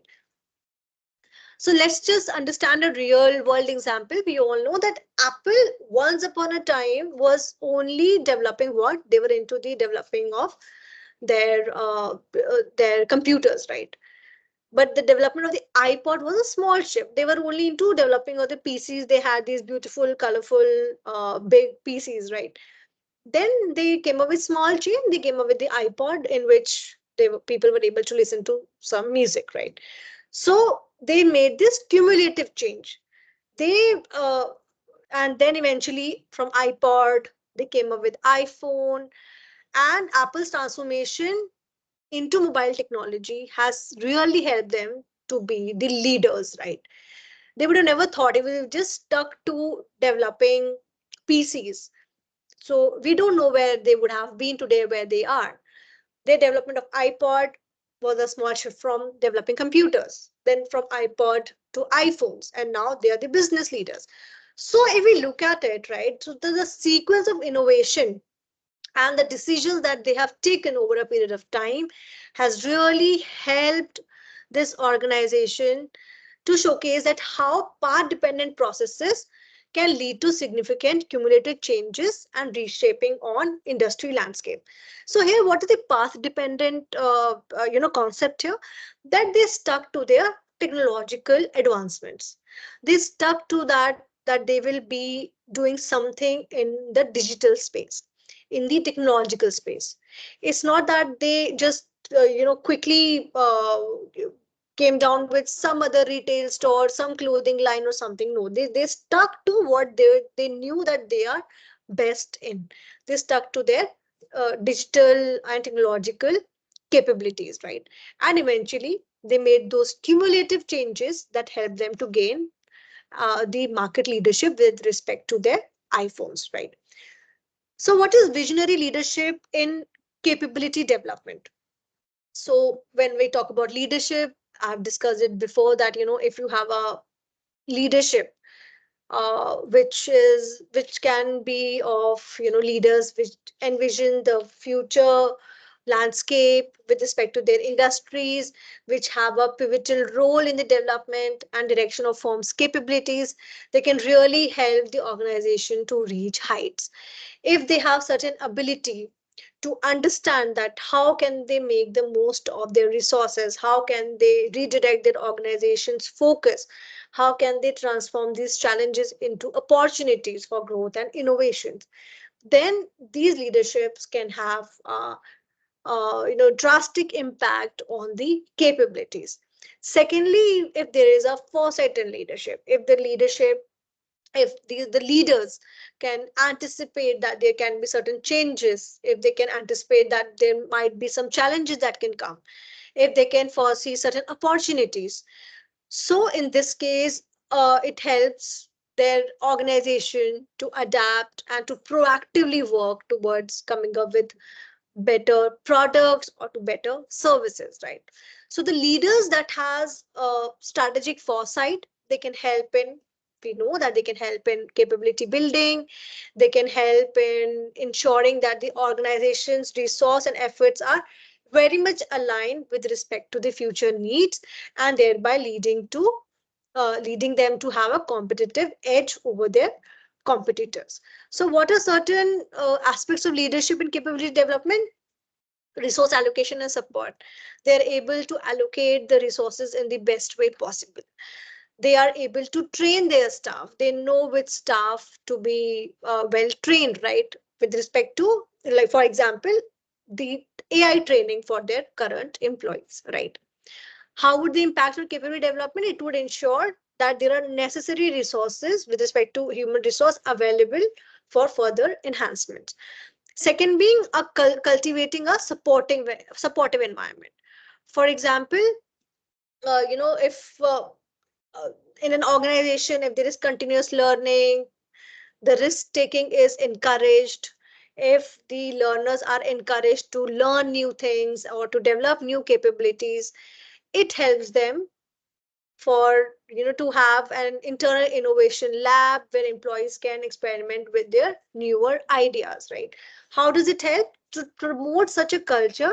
It will help in organization to be more agile if there are certain changes that are happening in the external business environment. Then overcoming resistance and leading change, right? So leading a digital transformation, for example, now they're quite possible that in an organization you might find a resistance from the employees that fine, the AI is there, but we are not very willing to learn. But in this case, the leadership comes into picture when a leader has to ensure that there is a digital transformation initiatives which are taken care of, and there is a proper training of the employees which happens so that it helps them to overcome this resistance and eventually helps them to lead the changes. So let's just quickly discuss this example of Satya Nadella at Microsoft. We all know that Satya Nadella has primarily helped Windows centric approach to a cloud first, mobile first technology strategy, right? Earlier, Microsoft was into more or less into MS Office, but now they are more into cloud computing and they're now into AI. So what has Nadella's leadership has exemplified is that he was visionary enough so that it has turned Microsoft into a leader in cloud services, and it has really helped Microsoft to uh, rejuvenate and re-change its image in the tech industry, and they are one of the market leaders, right? There is another example of Annie Wojcicki. She has developed this, that she's the co-founder of this company called 23andMe. I don't know how many of you know about this organization. It is a US based organization, and what they have done is that they try to map the genetic they try to do the genetic mapping, right? So they have developed a kit. So if how does it work? The kit comes to your doorstep, you spit into it, it is taken care by, it is sent back to them. They do all the mumbo jumbos on it, all the testings, and they give you the genetic mapping on it, right? Where your ancestors were from. Are you from the more Asian race, or you are more Oriental, or you are more British, so on and so forth. It is, something which is absolutely new industry for people in US, right? For here also, it does not come here, however, but she has worked and she has built its capabilities with respect to the consumers' genomics and their research partnerships, right? So it is one of the organization which is pioneered in its field, right? So now let's just quickly discuss a case study on Zara's fast fashion model. So we all know that Zara is a Spanish retail group in the text, and it has its renowned abilities with respect to the fashion trends. It's fast fashion because if you go to a Zara store and maybe within 10 to 14 days, the entire inventory is changed, right? So what is Zara's capability development? It has it has a complete capability with respect to rapid design and production. It has certain sophisticated supply chains. It has advanced information systems, and it has store as a source of information. How does a store help as a source of information? Because when customers come into their stores, they provide them their valuable feedbacks, and they share their preferences and their trends, which are taken care by their design team, and which helps Zara to quickly adapt to the needs of the customers. Advanced information systems, they know that this inventory level is low. They know which inventory is being sold at a higher it has have a quick turnover, it is sold very quickly, which product has to be remade, so on and so forth. Sophisticated supply chain, we all know that Zara is into quick fashion, fast fashion. They know that how their production has to be taken care of, how quickly it has to be adapted with respect to the changing market trends, right? So these are certain questions which were discussed. So see, even in the exam, you will get a case, you will get certain questions. So when you will be writing the answers, right? So you have to take care that it should not be कि आपने case may say as it is you copy and you write your answers. No, you have to use these strategic management theories. You have to use the concepts. You have to look at these cases from a strategist perspective, not primarily as a consumer, right? You have to wear the hat of a strategist while you will write your answers, right? So these were certain questions which were discussed. For example, how does Zara's rapid design and production capability give it a competitive advantage in the fast fashion industry? What role does Zara's vertically integrated supply chain play in its capability development? We know it is all vertically integrated. So when it is vertically integrated, the process is faster, right? They can they know where to get the raw material from. They know how to supply. This is all very well integrated. So it helps Zara to perform in a much better way and to take care of the consumer preferences. Then so here in this case, you have to write about vertical integration. What is vertical integration? How does it help? What is vertical integration? So on and so forth, right? Then how do Zara's advanced information systems contribute to its strategic capabilities? It is about like when your information system is well in place, you know that what decisions are to be taken with respect to the designs, production, what is one inventory which is depleting, which is selling at a higher level, right? You know, the turnout ratio is more. How to reduce the waste? If there is certain product which is not being sold, you can see in information system that this particular top or a t-shirt is not being sold, right? So in that case, you can tell at the back end that stop its manufacturing. It would help in reduction of the waste, because if it is not sold, what will you do with it, right? So if you have a well placed information system, it will help in reducing the waste, right? Then in what ways can Zara's model of using stores as information system be considered a dynamic capability? So when I talk about Zara's model of using stores as information sources, see here they are using their customers as their employees, right? How are they using customers as their employees? Here in this case, what has happened? Customers are going, giving them their feedback, and when they are giving them a certain feedback, it is helping them to make those changes. If the customer is saying that the fabric is not good, or if there is something, some other issue, maybe there is some fast color, so when a customer comes back, maybe exchanges it, you get a feedback, right? That this particular product is not well accepted in the market, and they can quickly adapt to it, and they can change their strategy. They can probably stop manufacturing of their product or come up with a better product, right? So in the exams, you have to take care of how you will deal with these case studies, and you have to ensure that you are using the right terminologies, you are using certain frameworks. When they respect to, if they talk about resources and capabilities, try to use the concept of VRIN, try to use the concept of resource based view, try to use these theories, right? So, with this, we have come to the end of the lesson 2, and let's just take a break, and let's rejoin after half an hour. All right.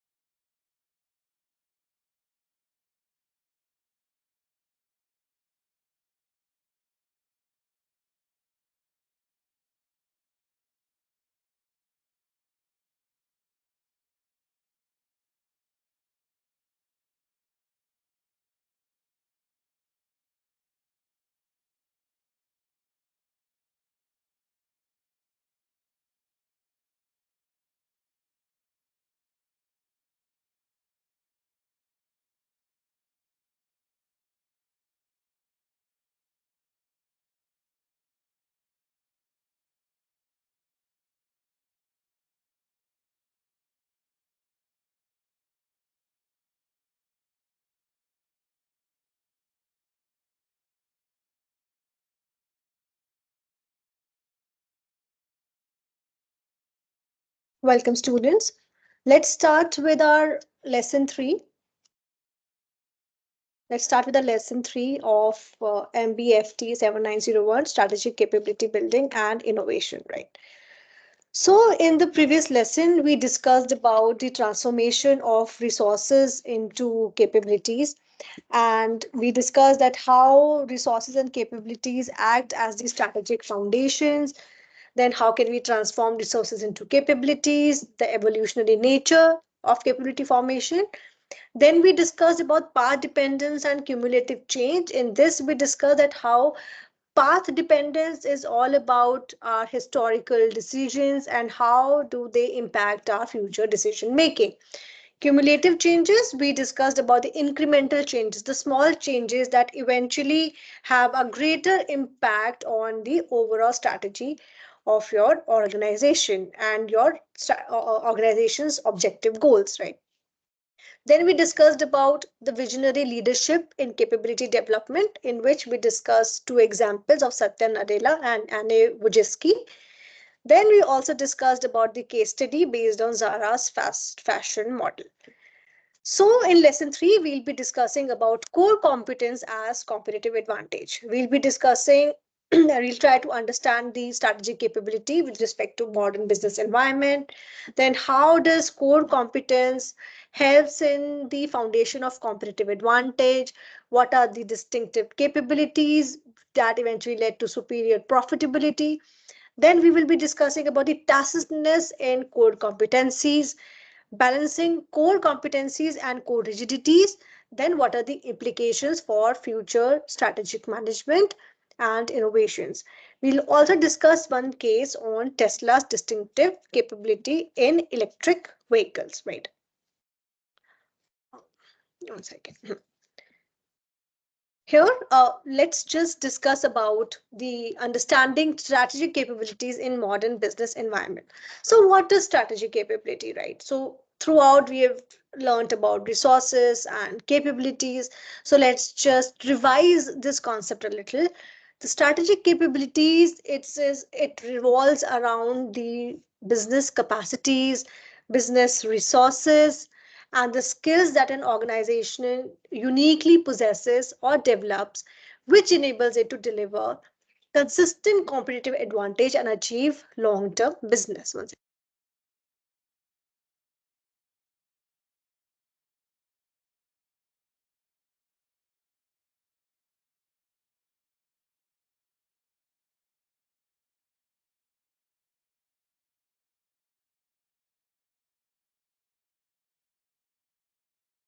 Right. So what are strategic capabilities? As we have just discussed, resources and skills, right? It includes both tangible and intangible resources, assets like technology, assets like your capital that you have, and your intangible means your brand reputation, certain competencies that you possess, and last but not the least, the organization culture. So, what are the components? The skills and resources. So, here it is not just about the hard skills, but the soft skills also, leadership, your innovations, and the unique utilization of these resources that eventually helps in creating the distinctive competencies, right? So what is the importance of strategic capability? It helps in the adaptation and innovation, right? It helps in, especially with respect to the modern businesses, when we know that the market is very volatile, the technologies are rapidly changing. So here it holds an apex importance of adapting and innovating with respect to the changes which are there in the market, right? So a strategic capability eventually helps and equips organizations to maneuver and to make their way through the changing market conditions, right? So what is driving market competitiveness? So what is competitiveness? This is one word that we hear and read a lot about. So what is driving, what is competitiveness is the ability to compete, right? It is the ability and the innate feature that one has, which propels one to compete in the market, right? So driving market competitiveness, organization which has certain strong strategic capabilities, it eventually helps organizations to kind of identify their resources and identify certain opportunities, map them, and make the most of it, right? Map them with respect to the market trends, map them with respect to the business models, and continuously offer certain values that meets the customer's expectations, right? Then what is enhancing organizational resilience? So when we talk about resilience, it is about if there are some sort of external shocks, some sort of regulatory changes, some sort of geopolitical events that happen. Is your organization able to align its strategies quickly with respect to the changes in the market, right?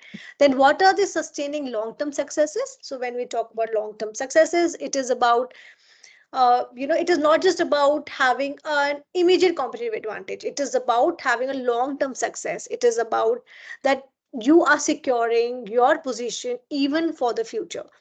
But if you want to secure your future, you have to work today so that you gain a long-term sustainability over a period of time, right? So with respect to, let's make it a little more micro and let's just understand this with respect to the modern business environment. As we have read earlier, that there is a rapid response to there's a need is to rapid response to the change. The global market is constantly changing, technological advancement, changes in the consumers' expectations, and eventually, because of those changes, there are certain strategic capabilities that are supposed to enhance your adaptability so that you can respond to these changes in a much better, in a much quicker way, right? So what are continuous innovations? So when we talk about continuous innovations, it is about strategic capabilities that help organization to engage themselves into continuous learning, into continuous innovation, which make them relevant to the current market conditions and the changes that are happening. Maybe to adopt a new technology, maybe to adopt a new AI that has come, right? Maybe to adopt a new product line, maybe to adopt their to change or to twitch their business model with respect to the realities which are there in the market, right? So what is competitive edge?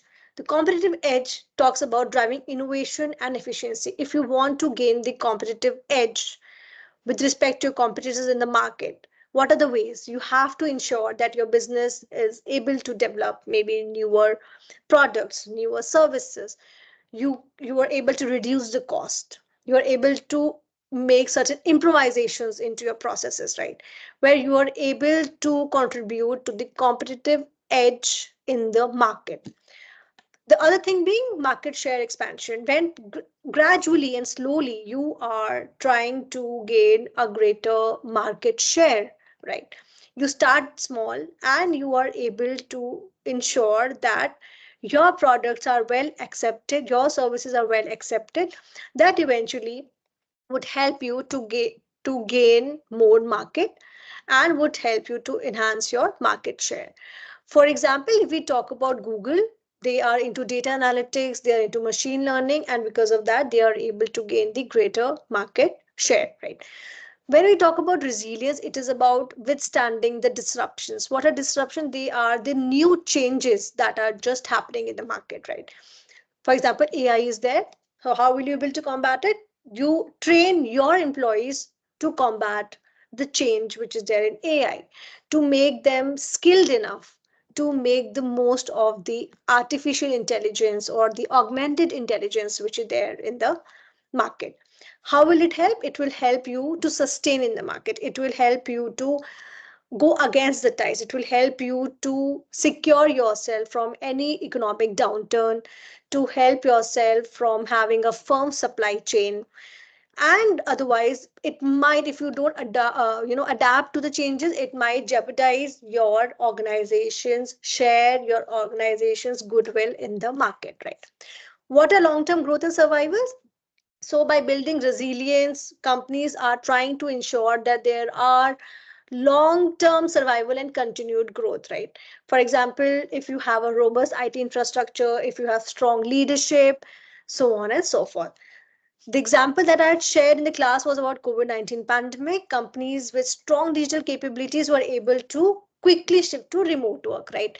When people were not able to go to their brick and mortar offices, They were supposed to work from home. When the organizations were digitally sound, everything, they had an IT infrastructure in place, the reporting was all through online. It was easier for them to maneuver through this time of distress. One second.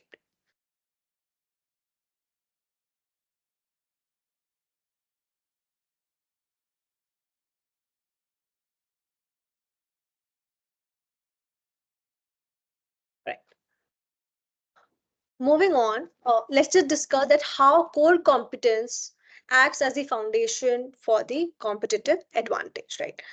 So, what is core competency? See, core competencies can be defined as certain skills or certain technologies or certain knowledge base that if an organization is able to execute, able to utilize in the most optimum way, it will help them to gain the greater market share.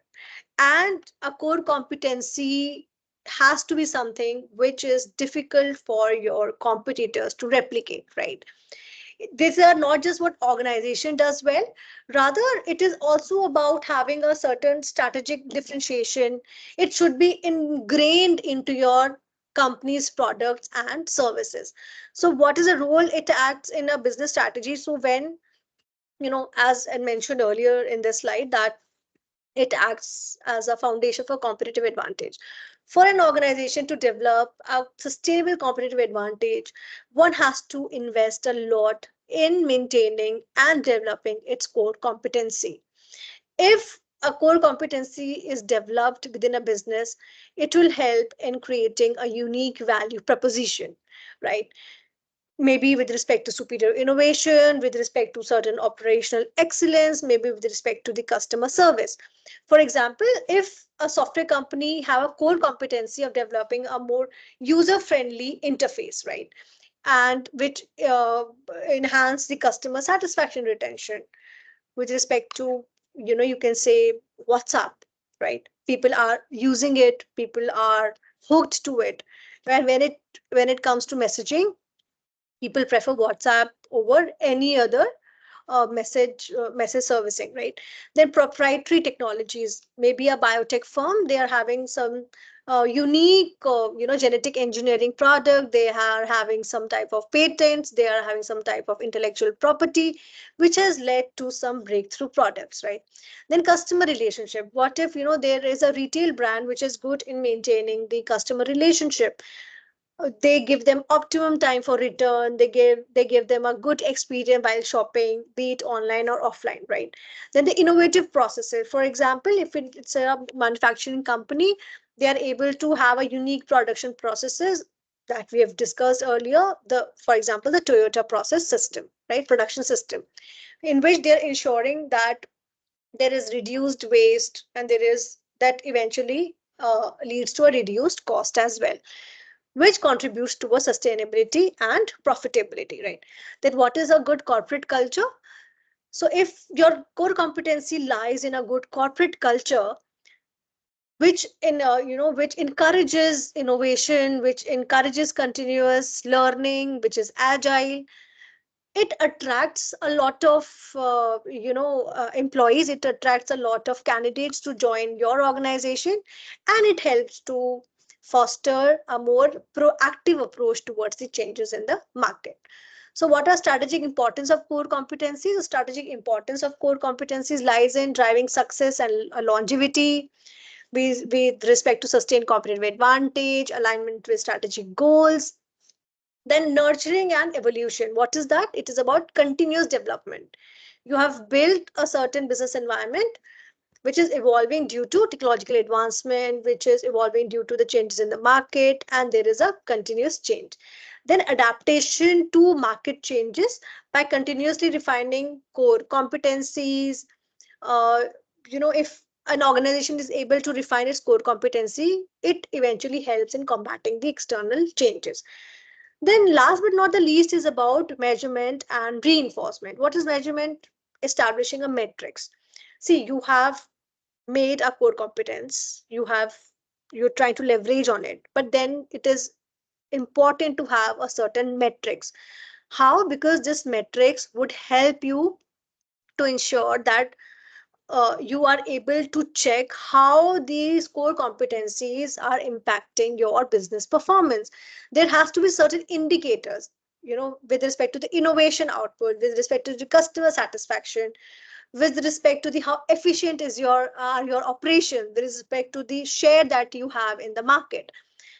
Then ongoing assessment and realignment. See, it should not be a process which happens maybe once in a year. It has to be an ongoing assessment. It has to be an ongoing process. Continuously, your competencies, there should be a clear check that how your competencies are contributing towards your business goals and how essential they are for your business goals, right? How does this help? This particular assessment would help to understand that where your competencies are eventually lying and how strengthened they are, how well they are aligned, how well they are redefined, right? Then the other thing being organizational commitment. So to ensure that your core competencies are leveraged, it is important that a vital role is played by your organization. Is your organization continuously contributing towards enhancing your core competency? Is your organization taking care of people not just at the at the top, but also at the bottom of the management, down to the operational teams? Is the commitment shown at the every sphere, at every function? Are the people who are creative, those people who are contributing, are they well rewarded? Are your resources nicely allocated, well allocated? Are they eventually supporting the the development of your core competency, right? So let's just understand with respect to some examples. When we talk about Google, the first thing that comes into our mind is their search algorithm and data analysis. What is its competence? Its competence is with respect to superior search algorithms and its data analytics. When we talk about Google, even it has come to a day-to-day colloquial language that if you want to say search something, so we say Google it, right? So how well it is ingrained into the fabric of everyone, right? So Google is directly, it is it draws an analogy with respect to the search algorithm. So what is its impact? The expertise has allowed Google to deliver highly relevant search results, right? So when people rely so much on Google, they are able to create satisfying consumer interactions. The consumers are well satisfied with its services. Because of that, they are able to develop multiple revenue streams. So when we talk about Google, there are Gmails, there are Google Docs, there are Google spreadsheets, forms, Google Teams, so on, and Google Meet, so on and so forth. When we talk about Coca-Cola, it is about brand marketing and global distribution, right? So when we talk global distribution, brand marketing, Coca-Cola excels in brand marketing, and we all know that it has an extensive global distribution network, right? It has ensured that it has made its core competency with respect to its distribution channel. How has it has helped Coca-Cola? Because their distribution, their logistics are so much in place that you can find it worldwide, everywhere. Even if you'll go down to a tier 2, tier 3 city, you can find its presence. It is everywhere, and because of that, they have gained a high brand loyalty, right? The third example is of Nike. It is about innovation in athletic footwear and apparel design. So Nike, we all know that its core competency, it lies into athletic footwear, right?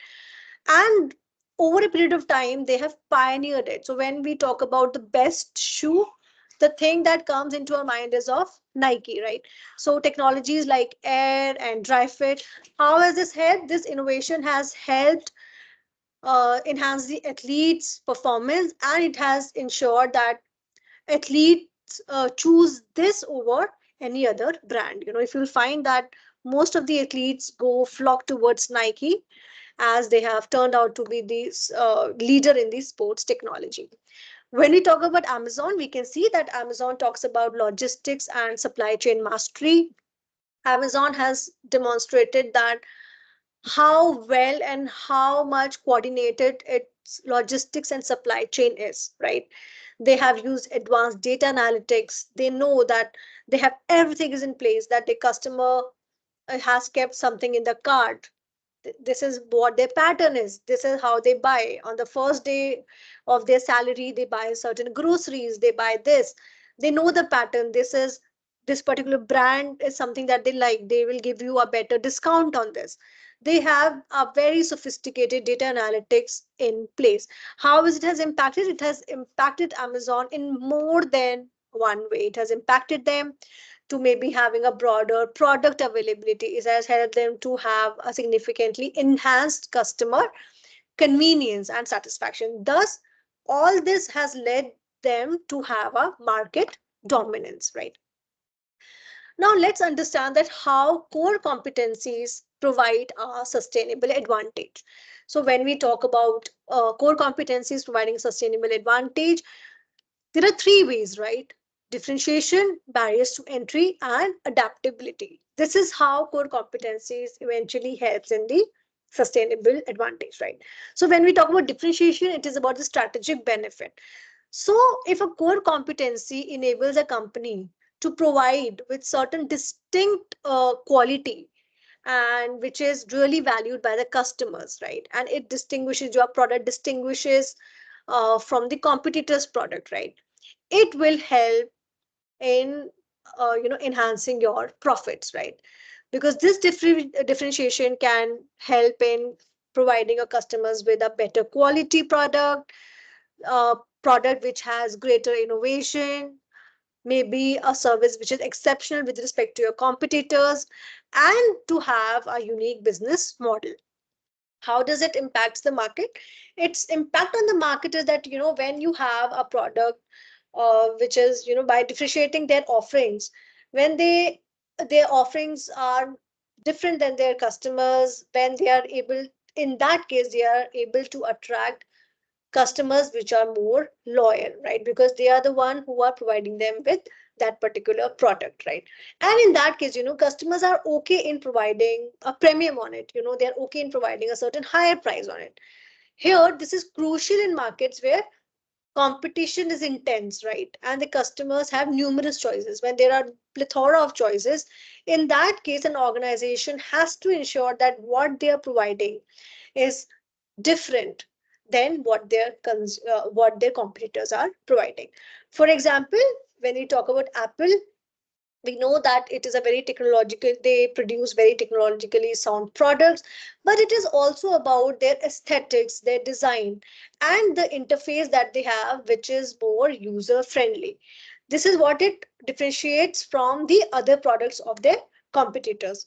And here, if you'll notice that people are even willing to spend a premium, right? They are okay spending a premium on this on the products that Apple manufacture, right? Then what are certain barriers to entry? So certain barriers to entry means when core competencies involve complex knowledge, unique processes, or advanced technologies, they naturally create high barriers to entry. This prevents new entrants from easily replicating the success of established firms, right? See, when your core competency is that robust, it will be really difficult for a new competitor, for a new organization to enter into your domain, right? So if you have a strong competency, strong core competency that you've really worked on and you really pay attention to, it will help you to have a foothold in the market. It will also eventually help you to have a greater market share, right? When you have no other competitor, what you're offering, it is just you who is offering, right? You don't have any competition. This will eventually help you to have a greater profitability, right? Which cannot be eroded by your competitors, because they are still unaware, or they still are, they don't know exactly that how to replicate your core competency. For example, when we talk about a pharmaceutical industry, a company like a Pfizer or a Merck, they have developed certain drugs, especially, cancer curing drugs. They have extensive patents, and they have, over a period of time, developed a higher level of expertise that has helped them to have a good foothold in the market.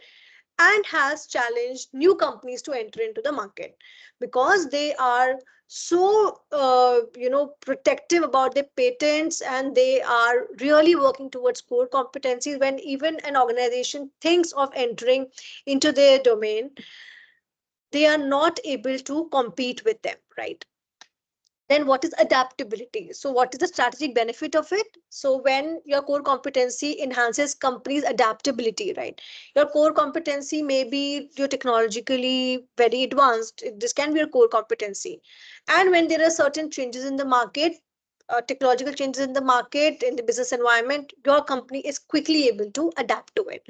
So this kind of technological agility really helps a business to combat the changes that are happening in the market.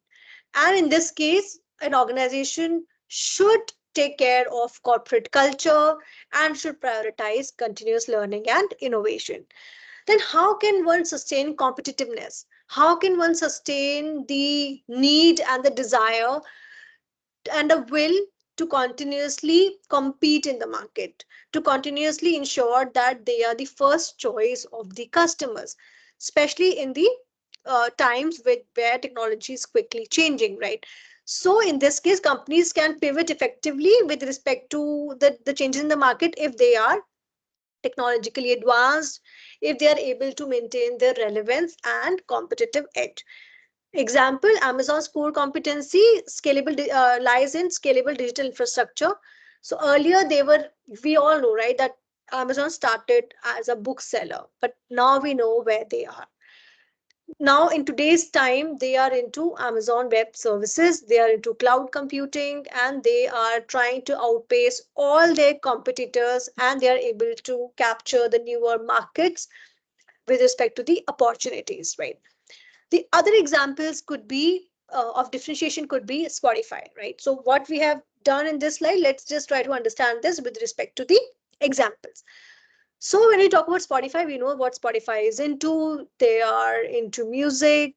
It is like, you can it's an online music service. So Spotify differentiation is that they are dependent on the data driven personalization. They offer a data driven personalization. Every week you will get your playlist, right, according to the taste, according to your listening habits. They are able to provide, they do the data analytics, they try to understand the taste of their customers. They try to understand, and they ensure that you get a tailored music recommendations.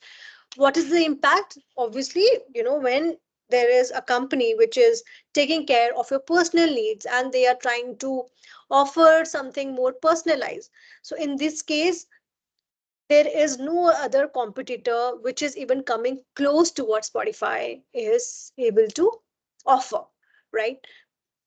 Here I would like to give you one small homework. Just try to find out, uh, you know Spotify is based out of which country, right? I've discussed this in the class, but however, I want you to Google it right now. Okay. So what they've done is how it has impacted. They will offer you a personalized playlist. They will understand your pattern, that how much time have you spent on it. And how does it help when you're getting something so tailor made? It is difficult for you to switch on to some other competitor, right? So in this case, see, if you know, Amazon Music has also come, Apple Music has also come, but YouTube Music is also there, right? But people are flocking towards Spotify. Then what is SpaceX doing? We know what SpaceX is into. It is into they are trying to make reusable rocket technology. Here we understand, when it comes to rocket technologies and space travel, it requires a lot of capital. So SpaceX has developed this core competency. Here, there is a lot of barrier to entry because no other competitor is able to enter into this aerospace industry. It is capital intensive and it requires a lot of innovation, a lot of investments, and because of that, no competitor is willing to enter into this domain. When we talk about Zara, it is about Zara's adaptability, Zara's fast fashion supply chain. We have just covered one of the case studies based on Zara. So what is Zara's competency? Zara's competency is that they have mastered their vertically integrated system that they have, right? And they have mastered the supply chain, how, how to run their stores, how to get the new designs from the runway to the store shelves, and in the matter of weeks, how raw material is by them, manufacturing is by them, the logistics is by them, the supply chain is all well coordinated by Zara. How it has impacted? It has impacted Zara with respect to they are able to fulfill the consumer demands, they are able to keep the offerings fresh and appealing, and it has eventually helped Zara to allow constant evolution with respect to the market trends.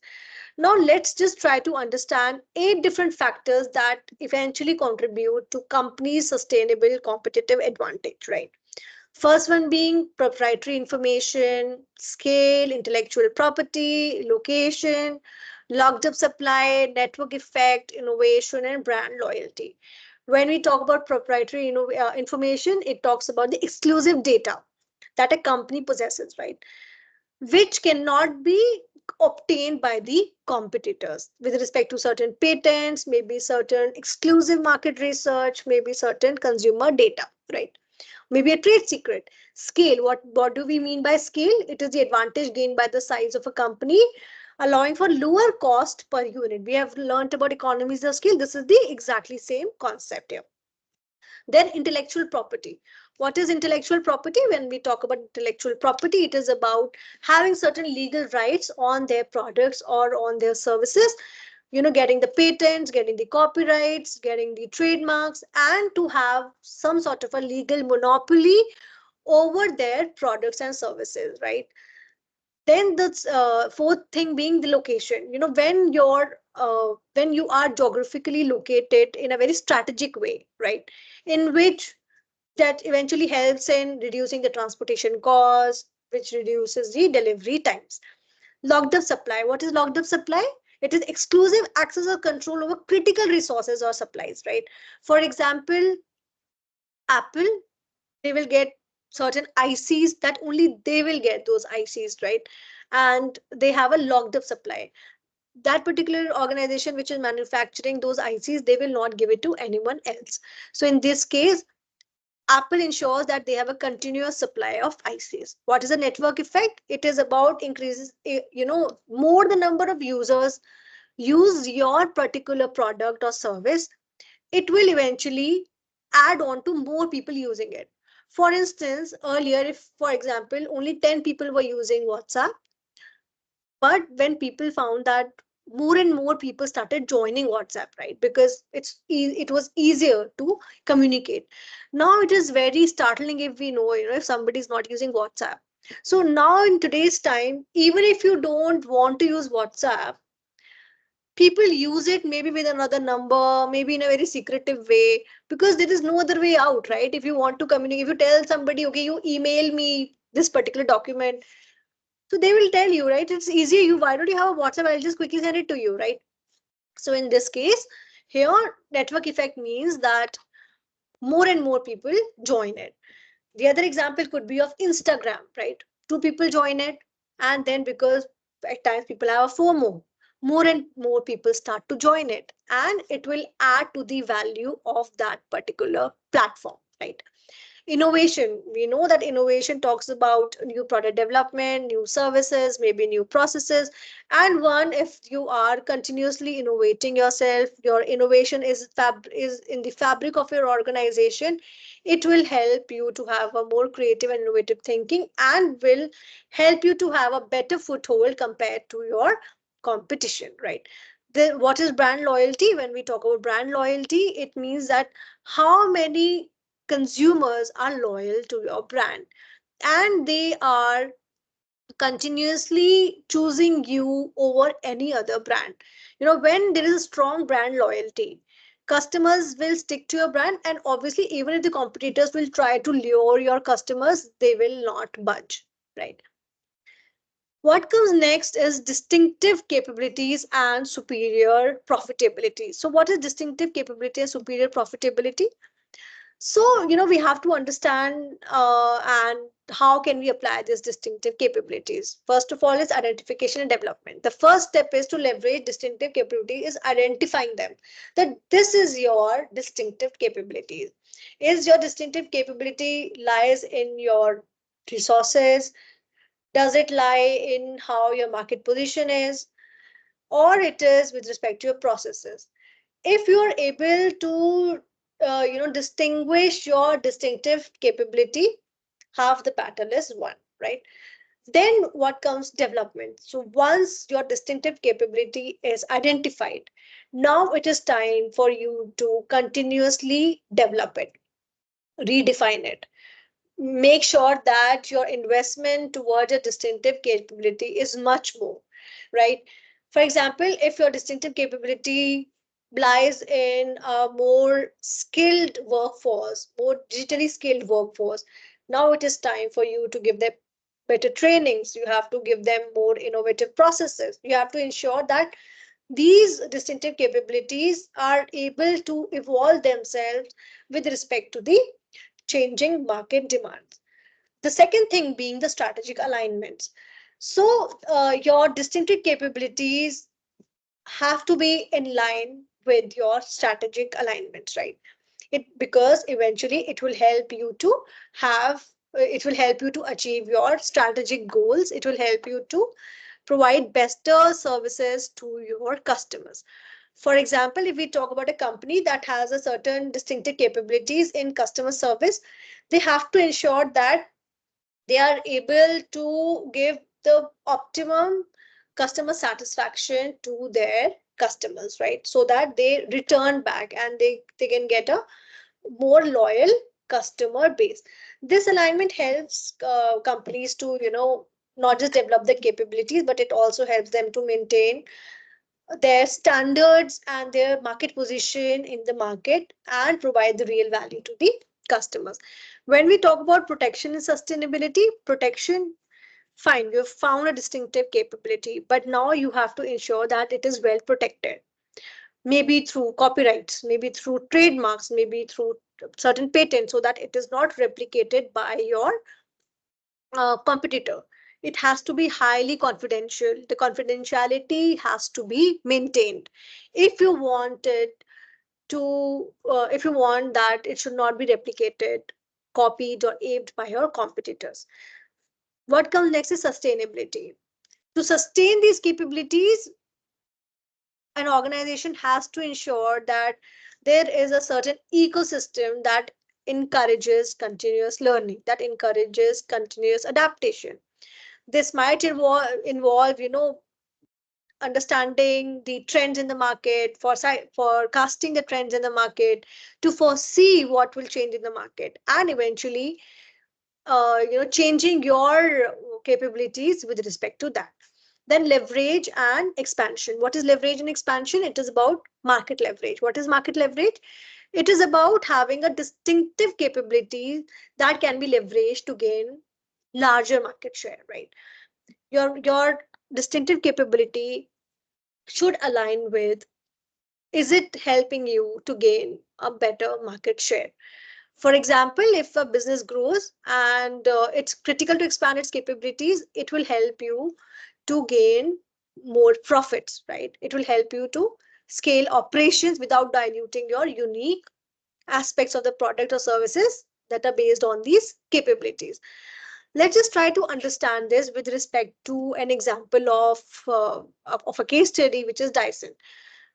So, Dyson is one product which is into hair dryers, which are into vacuum cleaners, they're air purifiers, and so on and so forth. So if you notice, right, so their products are really expensive. But what distinctive capabilities does Dyson has is that they are so innovation focused, right? This has led to their relentless commitment that they are too focused on the research and development part.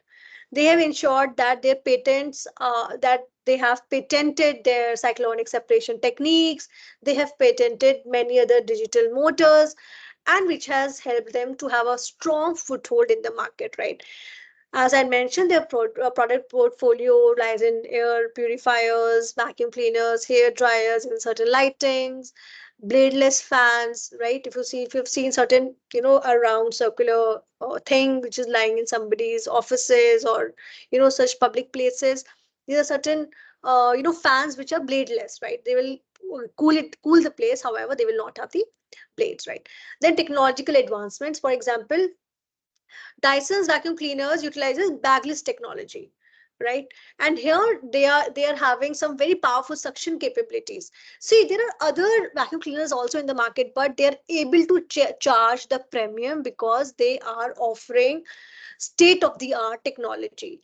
How it has, helped them, it has helped them to get better profitabilities. They are having a premium pricing strategy. They are charging even 10x, right? What, for example, if a hair dryer is for 2800, they are charging 28,000, and there are people who are willing to shell out that amount of money as well. Because of this, they have captured a significant market share and has also able to put themselves and brand themselves as the market leader in especially the premium segment. How has it further helped them? It has helped them to have a sustained growth. Now, since they are continuously investing in research and development, they are having a strong patent portfolio. It has helped Dyson to sustain profitability. It has helped Dyson to sustain, to get into newer product categories. It has helped Dyson to gain the trust of the consumers. And what is economic moat? It is about Dyson's unique capability that serves as an economic moat, protecting it against competition, right? And allowing it to maintain a superior market position. What is reinforcement through marketing and brand image? Marketing, we know how they're marketing. When they market it, you'll see their ads, or you'll see that they are only focusing on the research part. What they are showing in their campaigns is how well executed their innovations are, how they are taking care of the excellence part. They are trying to educate their consumers, right? That what is the true engineering behind their products, which makes the brand really appealing, right? Then their global expansion. These can be, Dyson can be there, can be found into many countries. It is also there in India. They are expanded internationally, and they have really received a positive reception by the consumers. Now let's try to understand another case study, Tesla. We know what is its distinctive capability. See, why I'm teaching you through case studies is because even if you forget the theory part, case studies will stay in your minds, right? So when we are studying these case studies, try to, map it with what the concepts that we have learned, right? Here, the distinctive capability is about advancement in electric vehicle technology, innovative engineering, the vertical integration. Their parts are made by Tesla itself. Unlike other automakers, they get product battery from somewhere, other software somewhere. They are making everything in house. They are the supercharger network. How? Because super ensures convenience for Tesla owners.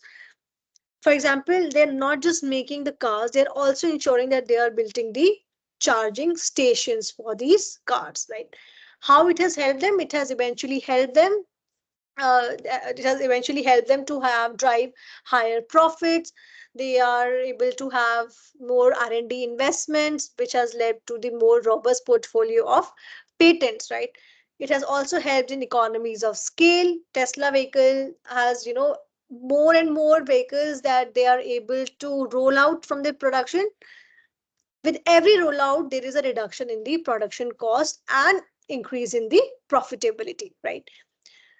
Then what is market leadership? We know that Tesla, being the early market, has led to the early market entry, and it has rapidly scaling up, and it is one of the first choices of people to, if they want to have an EV product, right? And it has eventually helped them to have a higher profit margins. So, what are additional factors enhancing Tesla's profitability? One such as brand loyalty, regulatory credits, autonomous driving potential. What is brand loyalty? Brand loyalty is about Tesla's brand is synonymous with the sustainable energy, right? When you talk about Tesla, the thing that EV that comes into mind is EV, and when we talk about EV, it is about sustainable energy and innovation. And when once you are into this EV domain, and we know that Tesla is providing the state of the art vehicle, it is about that even if you want to change your car, you will end up purchasing from the same brand, right? What about regulatory credits? Tesla has also benefited from selling regulatory credits to other automakers. How? Tesla is able to make a green technology which is EV centric, and they're trading it with the other automakers who are yet to achieve that kind of EV technology or lesser contribution towards the pollution, right, towards the carbon credit. Here they are able to exchange their regulatory credits with the other companies.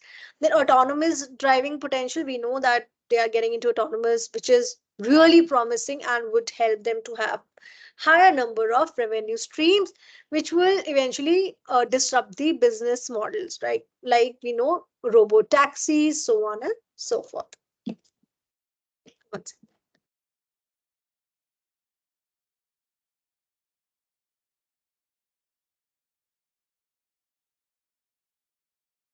So the next that comes into picture is transition to superior profitability. How these capabilities will help you to have a superior profitability.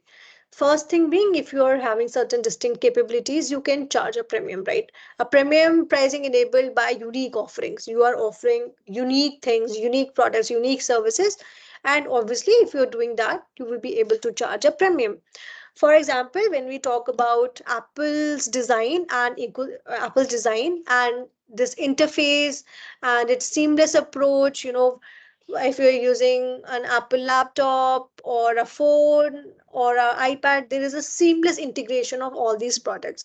And when you're giving such a seamless ecosystem to your customers, they will flock towards you, right? And in this case, you're also providing them aesthetically designed products, and you can, if you are willing to charge a premium, then why not? People are willing to pay you that much of amount. Then cost leadership through operational efficiency. What is cost leadership? That you are able to provide certain products at the lowest price possible, but not touching the quality of the product, right, at a lower prices. That would eventually help you to drive a higher sale volume, which will eventually help you to improve your profit margins. For example, if you talk about Walmart utilizes this massive buying power. They buy at a lower price because they buy in bulk, and when they are selling it to their customers, they are able to sell them at a lower price because they're buying at a lower price. They're able to sell them at a lower prices, which has really helped them to have a higher volumes and profitability through scaling. Then balancing cost and value for maximum profitability. So when we talk about balancing cost and value for maximum profitability, is about the hybrid approach, right? Some companies manage to combine cost leadership with respect to their premium pricing also. So for example, Tesla has achieved a balance between cost and value, right? Tesla has reduced the cost per kilowatt hour of the batteries, and it has also been able to build a brand associated with quality and innovation justifies a higher price point, right? They have reduced that the cost which is associated with respect to the kilowatt hours of battery, but here they are able to, because of that, they are charging a premium. They are charging a higher value, right? And it is a fine balance between both the approaches. In the role of scale and market share, the scaling effect. What is the scaling effect? A companies with distinctive capability to grow, they often end up utilizing economies of scale. How does it help? It helps in reducing the cost and enhancing the margins, right? Then what is market share impact? Gaining a market share can help you contribute to superior profitability, right? If you are having a greater market share, obviously it will help you to have a better profits, better market share, good foothold in the market, which will help you to have more cost efficiencies. And even if you want some sort of premium pricing, you can do this. This will help you to greater profitability, right?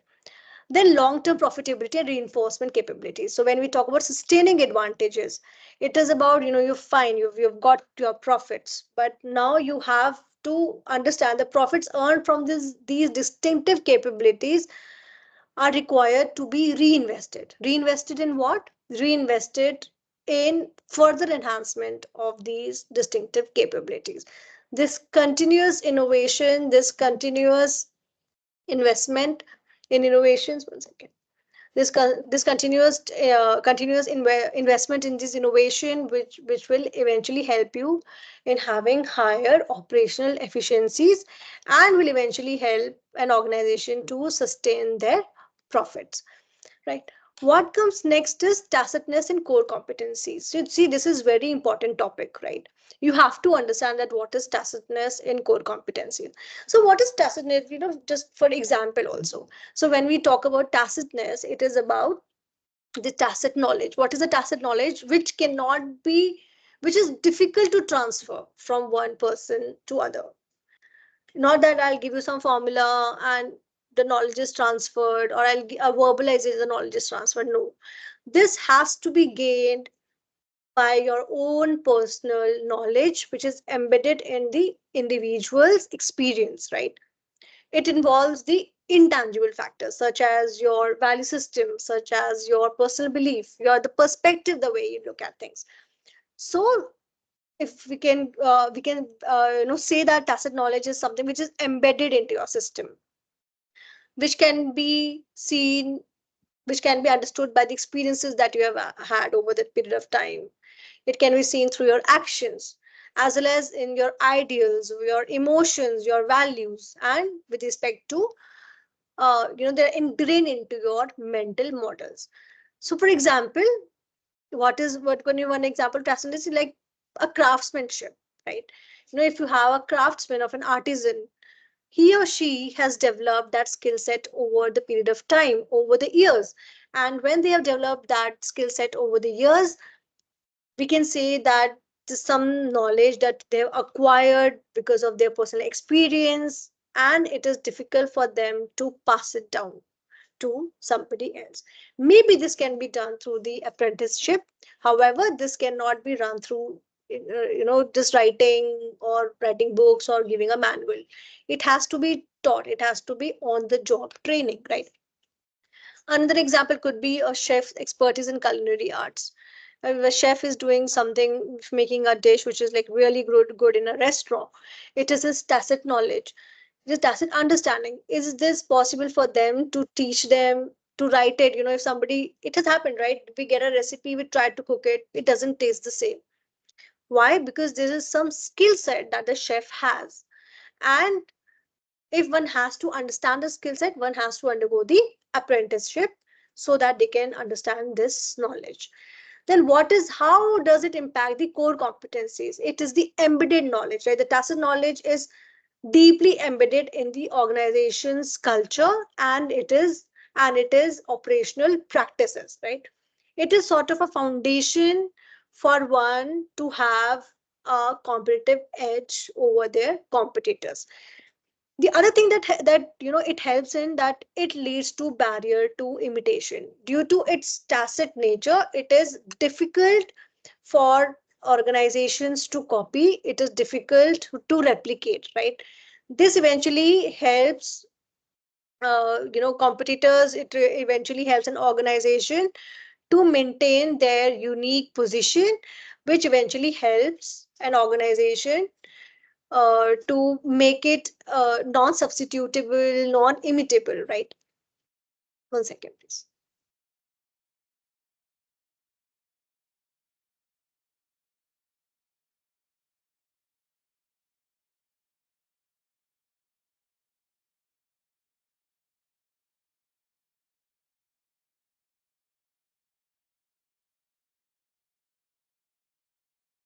Now let's just understand the importance of tacitness in competitive advantage, right? Then it is important for protection of competencies because, as I mentioned earlier, if this tacit knowledge serves as a formidable barrier, if this knowledge can only be gained by experience, how can your competitor will be able to replicate, right? It will be difficult for your competitor to replicate it, right? That is, as it is deeply embedded in your, in the experiences of your your personal experiences and your own understanding. Then this can help you to have a sustainable advantage since it is inimitable in nature. Since this cannot be replicated by your competitors, it would eventually ensure that it is less vulnerable and it cannot be easily eroded by your competitors. This would help you to endure an advantage of it, which is crucial in maintaining a company's unique strategic position in the market. The second thing being cultural infusion. Since this is embedded in the organization culture, it is not just individual, but it is in the, since it is in the culture, right? It cannot be transmitted to writing. It can only be done by social interactions, maybe apprenticeship, mentorship, sharing experience. If you will just document it, it cannot be transferred like that, right? Then uniqueness and identity. How does it help? If it is a knowledge which is tacit is in nature, certainly it is unique and it will be difficult for your competitors to replicate it. For example, the way employees interact with customers or the methods by which they solve problems can become a defining trait for the organization culture. For example, if you have a good team for handling the grievances of the customers, if your team has certain formal way of talking to the aggrieved customers, right, this can help you to have a certain differentiation. For example, a very aggrieved customer calls you with the grievances and your team is capable of handling it in a much better way.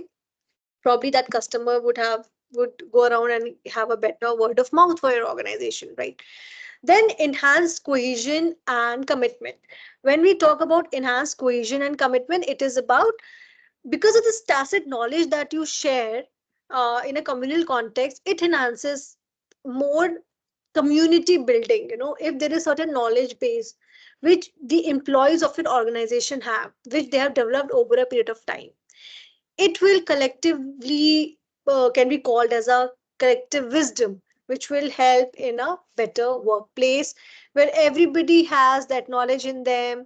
They can approach a defined objective of an organization in a much more cohesive manner.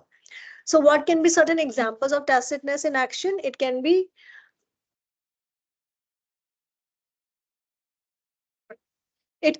an R&D teams in technology firms. For example, in high-tech industries, research and development teams often develop unique solutions, right? So when they develop unique solutions, they are not necessarily often well documented, right? It is well understood within the team. And this tacit understanding eventually helps in having a higher innovation and higher technical superiority. For example, service delivery in luxury hotels, right? This is a tacit knowledge which is passed on to the apprenticeship, new batch joins, and eventually this thing happened, especially in the luxury hotels, right? This is not something which is documented. This is how you have to treat your customers. No, they learn it on the job. They learn it from their seniors.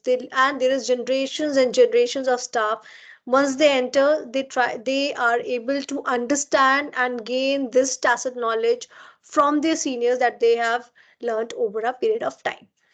Then what is the contribution of tacit knowledge to sustain core competencies? Obviously, if it helps in innovation and continuous improvement, it helps in employee expertise and decision making, it helps in fostering a learning environment, and it has an impact on strategic flexibility.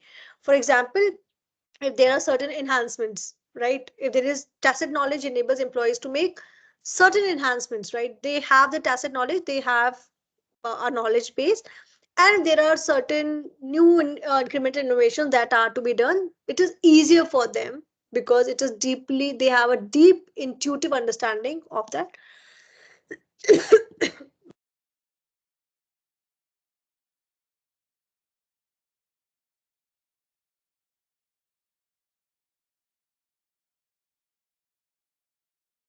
Right.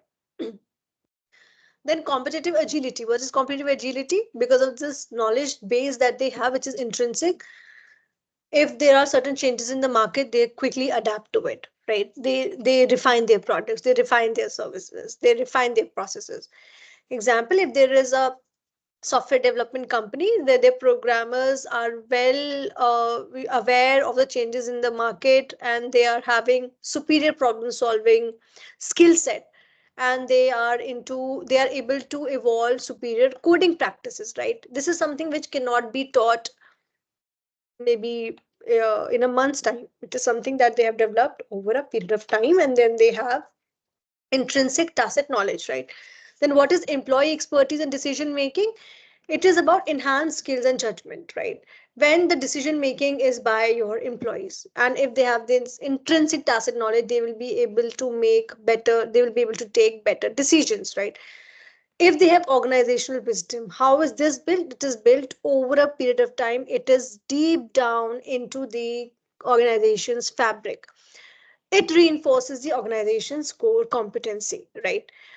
How does organizational wisdom helps? It helps in building a more proficient workforce, right, which is able to navigate through the intricacies of their roles. For instance, in hospitality industry that I've just mentioned, they know how to handle their guest, their request, and so on and so forth, right? Then fostering a learning environment. When we talk about fostering a learning environment, it is about mentoring and training. So this, as we mentioned earlier, this is something which is more or less, it is taught on the job. It is not something which can just be passed on through documentation. They have to ensure that there is an apprenticeship that is happening, there is mentorship that is happening. I'm sure that you've learned about young leadership programs in various organizations. They get people just out of college and they train them. How do they train them? What do they train them for? They try to train them so that they pass on their tacit knowledge, and they end up building the future leaders.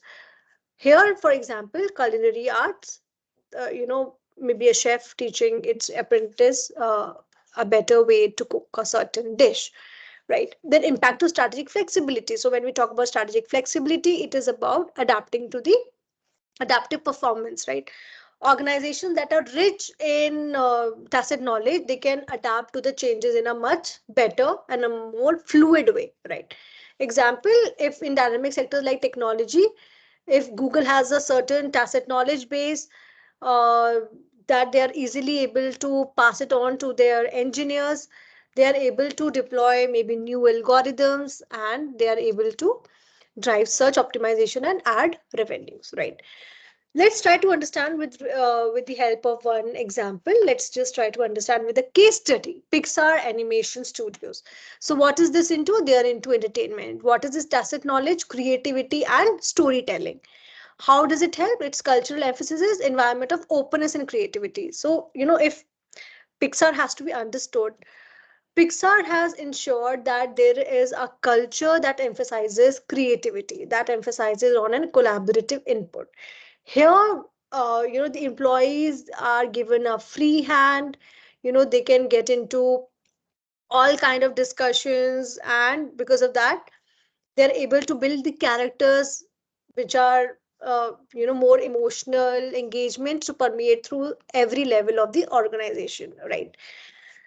What happens is, even if they're animator, even if there's a director, they're all having a very flat ecosystem where they are able to share their knowledge with respect to with each other, right? Be it the techniques with respect to the exchange of ideas, they are able to exchange them, right? And the other thing being the brain trust meeting. So what are brain trust meeting? Brain trust meetings are that these teams, they come together and they present their work in progress among their trusted peers for critique. They sit together, they share what all they have done over a period of time. There is a feedback process, there's an open communication, and because of this tacit nature, the tacit wisdom that they have built over a period of time, people are open to the critique that they encounter, right? Then what is iterative creativity? So brain trust does not have authority to directly make changes, right? But what happens is they help them to leverage their deep and intuitive understanding of storytelling within this group. They try to, encourage them to come up with the best ideas possible, right? So what is its impact? We know that Pixar is all over the place. What, by implementing a culture which believes in tacit knowledge, which believes in leveraging the tacit knowledge, has led to that this is not just an individual talent. However, it stems from the collective effort of everyone which is there in the Pixar team, right? Whatever they are able to achieve, they are because of the collective creativity and the experience.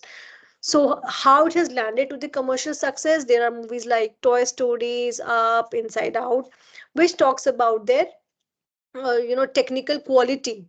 And if you notice, these movies have a certain hidden meaning also, right? They're having a very deep emotional narrative. These are not just cartoons, right? That just people come and these are cartoon, they're animation, but they have a very strong storyline which appeals both to the children and to the adults, right? Now let's discuss about Honda Motor Company. Honda, we know that it is into automotive, and what they've done is they are into the concept of Vigaya. What is Vigaya? It is about like a sudden impromptu meetings, right?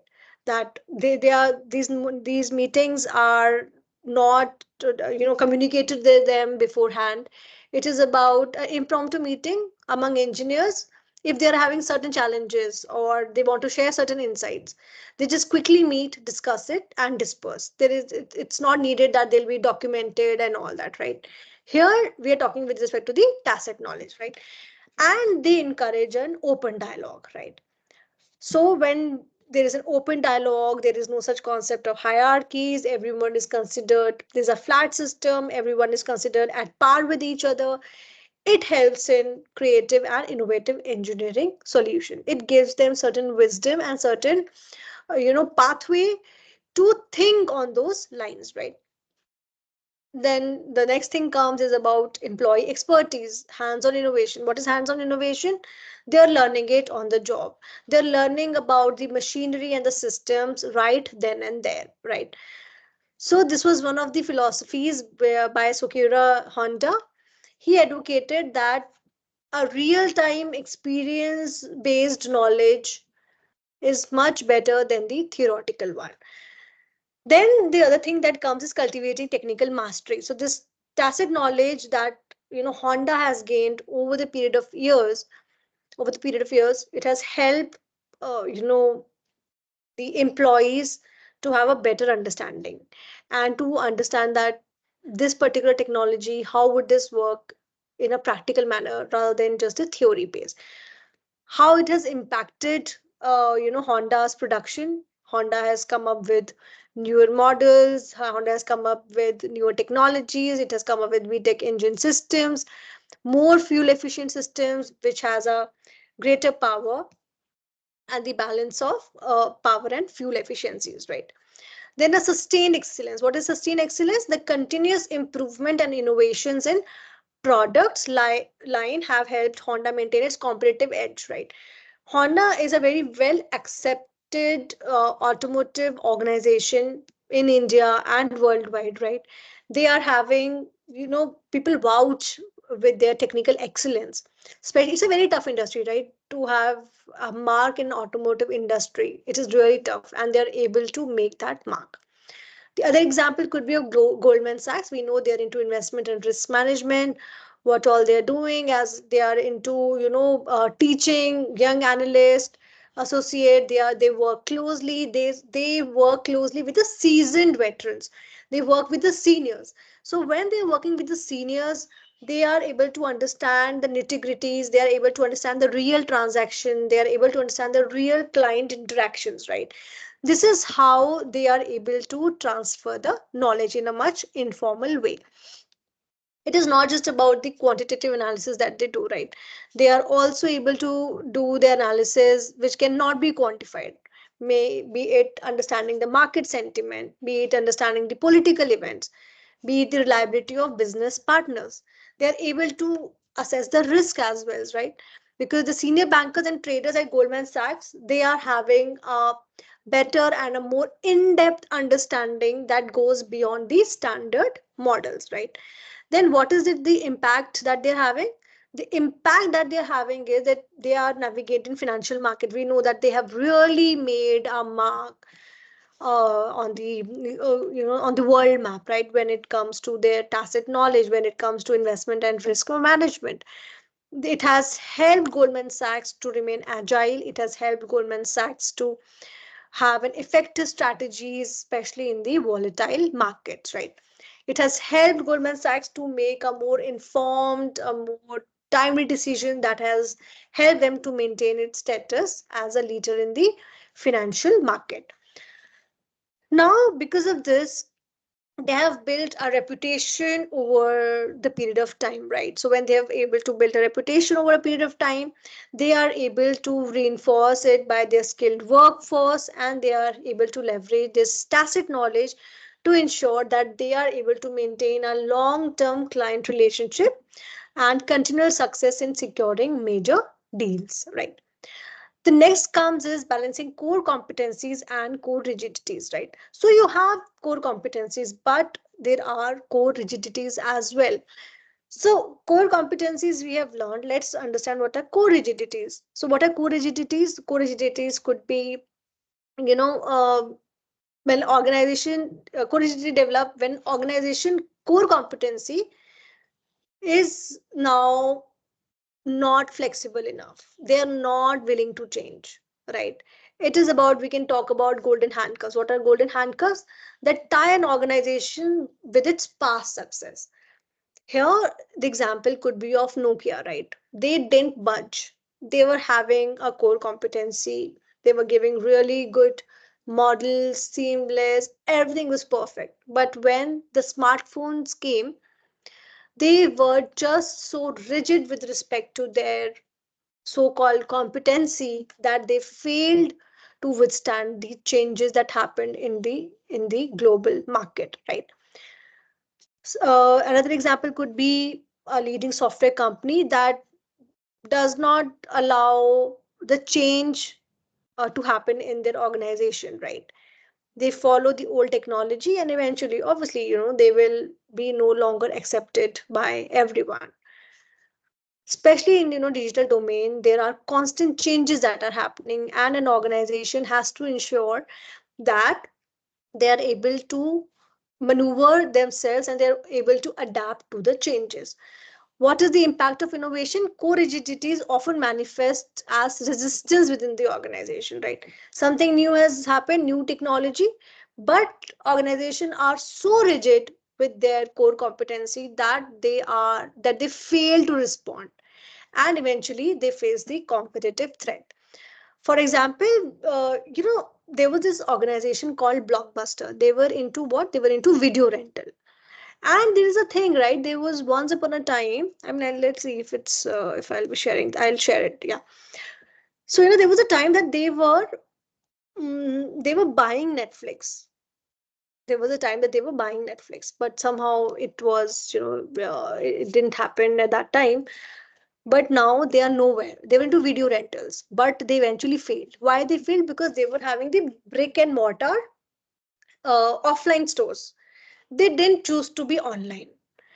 If anybody used to go to the store, they were in US. If you would enter their stores, there was nobody to tell you. It was like a video library. Like we have a library, there were video libraries. There was no one to tell you where to go. There were no one to tell you any recommendation, and it was all by you. You're going, you're choosing what movie to watch. There was no such feature of telling you the recommendations, right? But if you see Netflix, you get the recommendations and it is all online, right? But here Blockbuster just invested in the physical retail outlets. And when people used to take a CD or a cassette, they were not giving them back on the due time, and because of the late fees became the rigidities that hinder its ability to adapt to the new digital landscape. So then what are the strategies for balancing exploitation and adaptation? Continuous evaluation, one has to have an in-depth explanation. What are the core competencies, their ongoing assessments, why are they not questioning the status quo, what can be done best by the organization.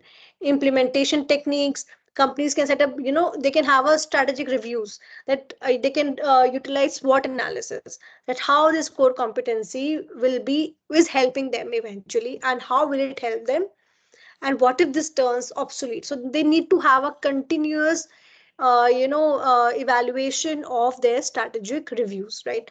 Example, a tech company might must not might they have to ensure that they are at par with the emerging technologies, they are understanding the consumer preferences if they want to remain competitive in the market and relevant, right? Then what is encourage and to encourage a culture of learning, one has to ensure that in an organization there is a culture of learning.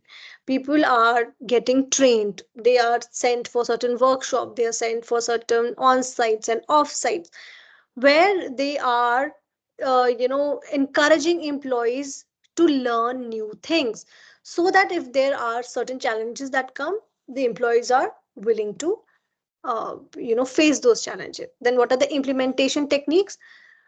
Maybe they are able to have a more risk taking, a calculated risk taking abilities, their innovations are rewarded, there are certain mentorship programs, there are certain TNDs, so on and so forth. Maybe not just that, maybe a cross departmental as well. What is the example? Maybe in an MNC we know that employees are sent off for some short term assignments, they are sent off for some diverse business practices, which help them to get some new learnings, maybe a new and fresh perspective. Then diversify investments. What is diversification of investments? It is about spreading their resources across different channels, so that the growth and innovations are fueled, right? And so also to get more not dependence on not just one revenue stream, but to have dependence on various revenue streams, right? So what is the implementation technique? It is about maybe investing in new startups, acting as angel investors, acting as venture capitalists, where you're investing in other people's dream, in other people's organization. You are contributing towards emerging technologies, you are contributing towards developing newer product lines, and in that way you are able to take care of the untapped customer needs, right? It also involves what? It also involves, when I talk about VCs and angel investors, it comes with a pure concept of financial investments, right? So an example could be a consumer goods company which is known for its home products might invest in smart home technology, right? So it is already they are having a good brand, that they are into home products and all that, and now they are investing in these smart technologies, which is new in the market, right? So how are they leveraging it? They already have a good brand name, and now they're into smart homes as well. So let's just quickly try to understand this with respect to an example. We all know that Kodak failed to adapt, right? They were into the film photography. They used to be reels, and they were once the 24 or 36 reel were over, they were sent for wash. Per photograph was developed, and so on and so forth, right? But they were rigid with respect to their competencies. When there was digital technologies which were emerging, they didn't budge, they didn't choose to learn, right? They didn't choose to adapt to the changes, which eventually helped them, which eventually didn't help them to maneuver through the changing market. What was the consequence? They had a major market loss. You can see here, it started somewhere in 1975, and by 2012 they almost filed bankruptcy, right? Which eventually marked a major downfall. Once it was only Kodak, right? There was nothing else that people were with respect to the reels, but now they were nowhere. If they could, if they were able to maintain their core competencies, core rigidities, then probably they were still there in the market, right? Example that I shared with you of Blockbuster's failure to adapt. Blockbuster, I told you it was into video rental in US, and they offered a range of movies and video games for rentals. But they didn't acknowledge that there was something called a digital streaming, right? They were still into the physical store model. What happened? They were rigid with respect to their competency. They still believed in brick and mortar stores, and they eventually failed, right? When Netflix were beginning to explore these online streams, Blockbuster maintained that, we will still be in the in-store rental business. We will not budge from our core competency. What is the consequence? They were about to purchase Netflix in the early 2000s, right? But they didn't choose. What happened? We know that they are nowhere now. They declared bankruptcy in 2010, and this brand never recovered. Can you just imagine that once upon a time they were about to buy Netflix? If they would have done that back in the day, they would have been, probably there was no Netflix, there were only Blockbuster everywhere. But it is about the decision making that comes into picture here, right?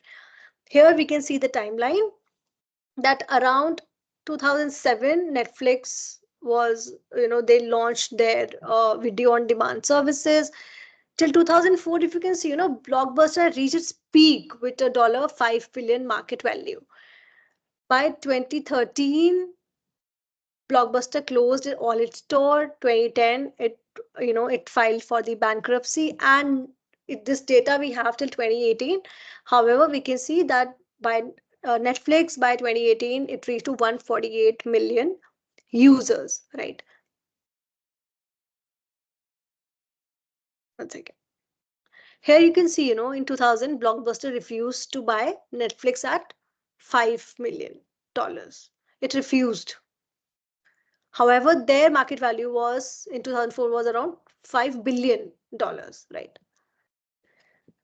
Now, the next concept is about implications for future research, future strategic management, and innovations. So, what are the implications for future research, future strategic management innovation? First is continuous learning adaptation, investment in innovation, organizational agility, and culture of experimentation. Continuous learning adaptation, we know we can't, we can't do away with continuous learning. On a personal level, also, students, I would say that, now when this AI is there in our ecosystem, we have to understand that we can't run away from it, right? Try to find some time during the day that you learn something about AI, at least some news about AI. You engage yourself, maybe some workshop to learn these AI tools, right? Because it is the need of the hour. This is how, on an individual basis, you will be learning and continuously adapting to this change which is happening in the real time uh, business environment, right? So for an organization also, they have to adapt for continuous learning, and they have to take practical measures. For example, they have to understand, they have to take care what are the changes in the industry analysis. They have to understand, ensure there is competitive benchmarking. They have to encourage that, their functions like HR, marketing, research and development, operation are not working in silos. However, they are collectively working together, and they are trying to collaborate. They have to invest in training their employees in a much better way. They have to upskill them, they have to reskill them, right? Then investment innovations. What is investment in innovations? It is about that organization have to invest in innovations. They have to come up with certain new technologies within their processes, so that within their ecosystem, so that their processes are enhanced. They have to allocate certain budget to the research and development. Rather, in today's time, they have to increase their budget towards, investment in research and development. They have to establish innovation labs. They have to establish innovation labs. They have to invest in the startups, they have to collaborate with the academic institutions if they want to leverage new ideas and technologies, right? They have to have the foresight, and they have to have the ability to anticipate the changes that might come in the market. What are organization agility? Organizational agility talks about that an organization is able to, you know, ensure that new processes are adapted and they don't stick to their core rigidity, or they don't stick to their rigid structures, right?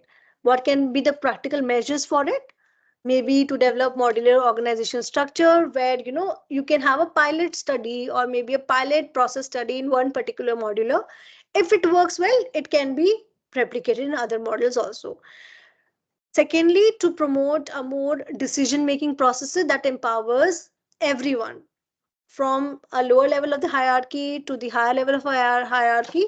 They are enabled to take the decision, right? And would leverage the technology to improve the communication and ensure that there is a proper data flow in an organization. What is the culture of experimentation? A culture that rewards innovation, a culture that enhances and that encourages the employees to take certain experiments, to do certain experiments. And practical measure could be safe to fail, that even if you have taken the stand, if you even if you have taken certain decision, fine, it quite possible that you will be failed in it, but it's okay. Your organization should be able to encourage that. A very raw example that I can think of right now is when Tata Nano came into picture, right? What was their vision? They wanted a car which a family of four can have within 1 lakh rupee, right? They wanted that rather than you going on a two-wheeler, when we see that there's a two-wheeler, a man is driving, the female is sitting, there are two kids. So their vision was very clear, right? That they want that particular family to have a car. But we know that that project failed, but they still implemented it. So Tata is one such organization that encourages people to think and innovate, and they accept that even if you fail, it's okay. Still, they help them to maneuver their risk-taking abilities. Here, implement feedback loops that help learn from experiments and inform future initiatives. Feedback loops also come into picture where there are certain feedback that you get, and you are able to make changes with respect to them. So here was this case study, which is about Tesla distinctive capabilities in electric vehicles. Here we discussed about how Tesla is into the EV segment, direct to customer consumer sales model. We know that they have a direct sales model, right? So let me just quickly read through their distinctive capability. The first one being innovative battery technology and electric powertrain. We all know that they are having an inbuilt ability capability of designing and developing a high performance batteries, right? Then the second being autonomous driving technology. We know that Tesla's autopilot and full self-driving capabilities are also there, which are really marking them and giving them our distinctive capability with respect to the other automotive companies in the market. Then integrated software ecosystem. Tesla's ability to seamlessly integrate hardware and software. They are all making it in-house, right? So because of that, they are able to enhance the overall vehicle performance, right?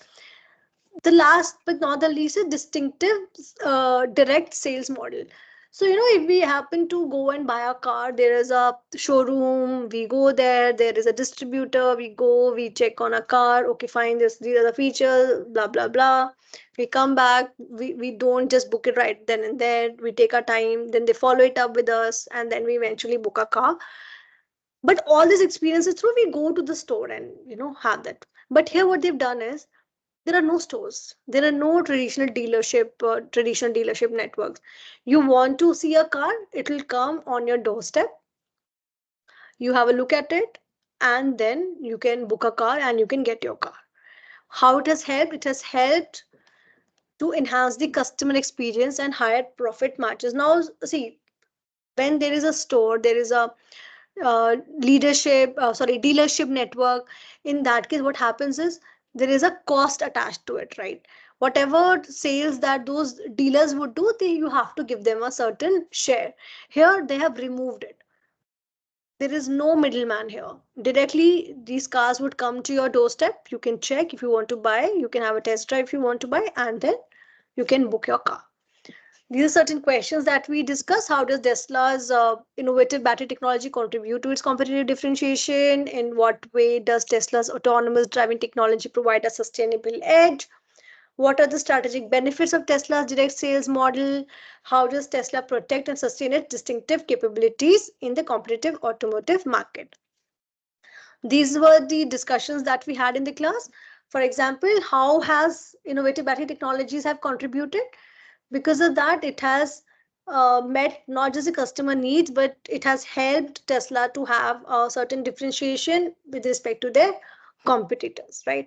Second being, Tesla's autonomous driving technology provides sustainable edge, because this is one company which is providing that. People are flocking towards it, right? And it is something which is really hard to replicate. Here, which framework can we use? We can use VRIN. Here, we what we can do, they are inimitable, non-substitutable, right? It is rare and it is valuable also. So, third, what are the strategic benefits of Tesla's direct sales model? Here, what is it? It is about their distinctive capability that has led them to have a direct sales model. How? Because people are in cashing on it. People are having faith in their, their entire ecosystem, so they are having an enhanced customer satisfaction. What is the fourth one? How does Tesla protect and sustain its distinctive capabilities, right? And how is it possible? It is possible because of their software proprietary. They are having in-house development, in-house patents, right? It has helped them to have a sustainability. How? Because now they are having continuous investments in research and development. They are ensuring that Tesla remains at the top of their game with respect to the EV technologies, right?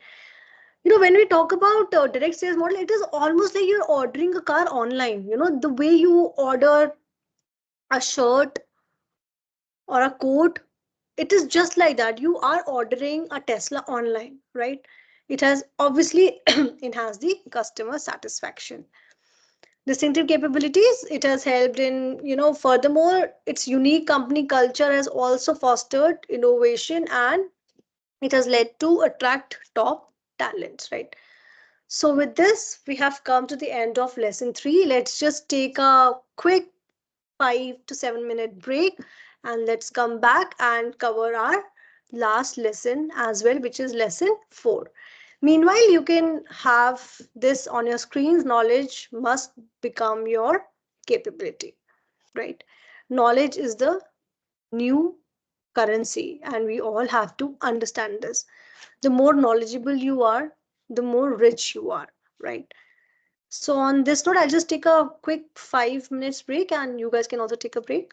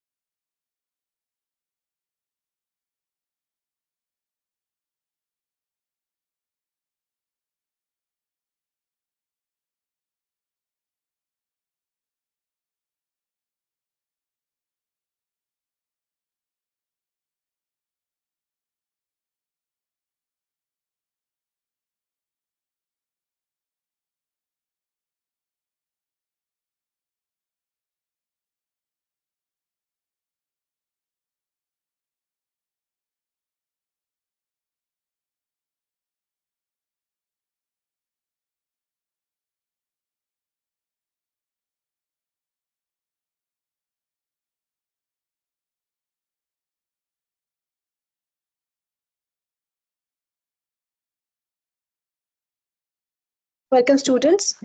Now we'll be discussing lesson 4 and of the MBA FT 7901 strategy capability building and innovation. So, what we have discussed in lesson 3 was about core competence as a competitive advantage. In that, we understood that how to have strategy capability in modern business environments, the foundation of competitive advantage, then what are the distinctive capabilities and superior profitabilities. Then we understood a very important topic of tacitness and core competencies, balancing core rigidities and competencies. Then what are the implications? And we discussed a case on Tesla, right? Now we'll be discussing lesson 4, which is about ensuring the sustainability of competitive advantage, right? Here we'll be discussing what is sustainability of competitive advantage, foundations of sustainable competitive advantage, balancing incremental and disruptive innovation, guarding against complacency in strategy, in the future directions, and we will be discussing a case study around Spotify technology, right? First and foremost, let's discuss what is sustainable competitive advantage. So, when we talk about sustainable competitive advantage, by the word we can understand, right? Something which is there to stay, which is long term, right? So here when we talk about sustainability of competitive advantage, it refers to an organization's ability so to maintain a certain apex position, a superior position with respect to its competitors for a greater period of time, for a long term. How is it possible? Through attributes and strategies that are difficult to replicate, right? So this particular advantage, it enables a company to generate value continuously. It helps a company to have a long stay in the global market. It helps a company that even if there is a competitive pressure, it is not easily eroded. It helps a company to shift in the, even if there are shift in the consumer preferences, they are able to sustain their profits and they sustain their competitive advantage. How is this possible? First and foremost, if they are able to create a value. Whatever your competitive advantage is, it must allow the company to create a superior value for their customers. If your products are of higher quality, if your products require, if they are of lower cost, if you are providing unique services, you are able to provide more innovative solutions. If you are able to do all this, you are giving certain values to your customers, right? It helps in the value creation and it will ensure that you are here to stay. Then durability. What is durability? It is about that your advantage that you're having sustains over a longer period of time. It does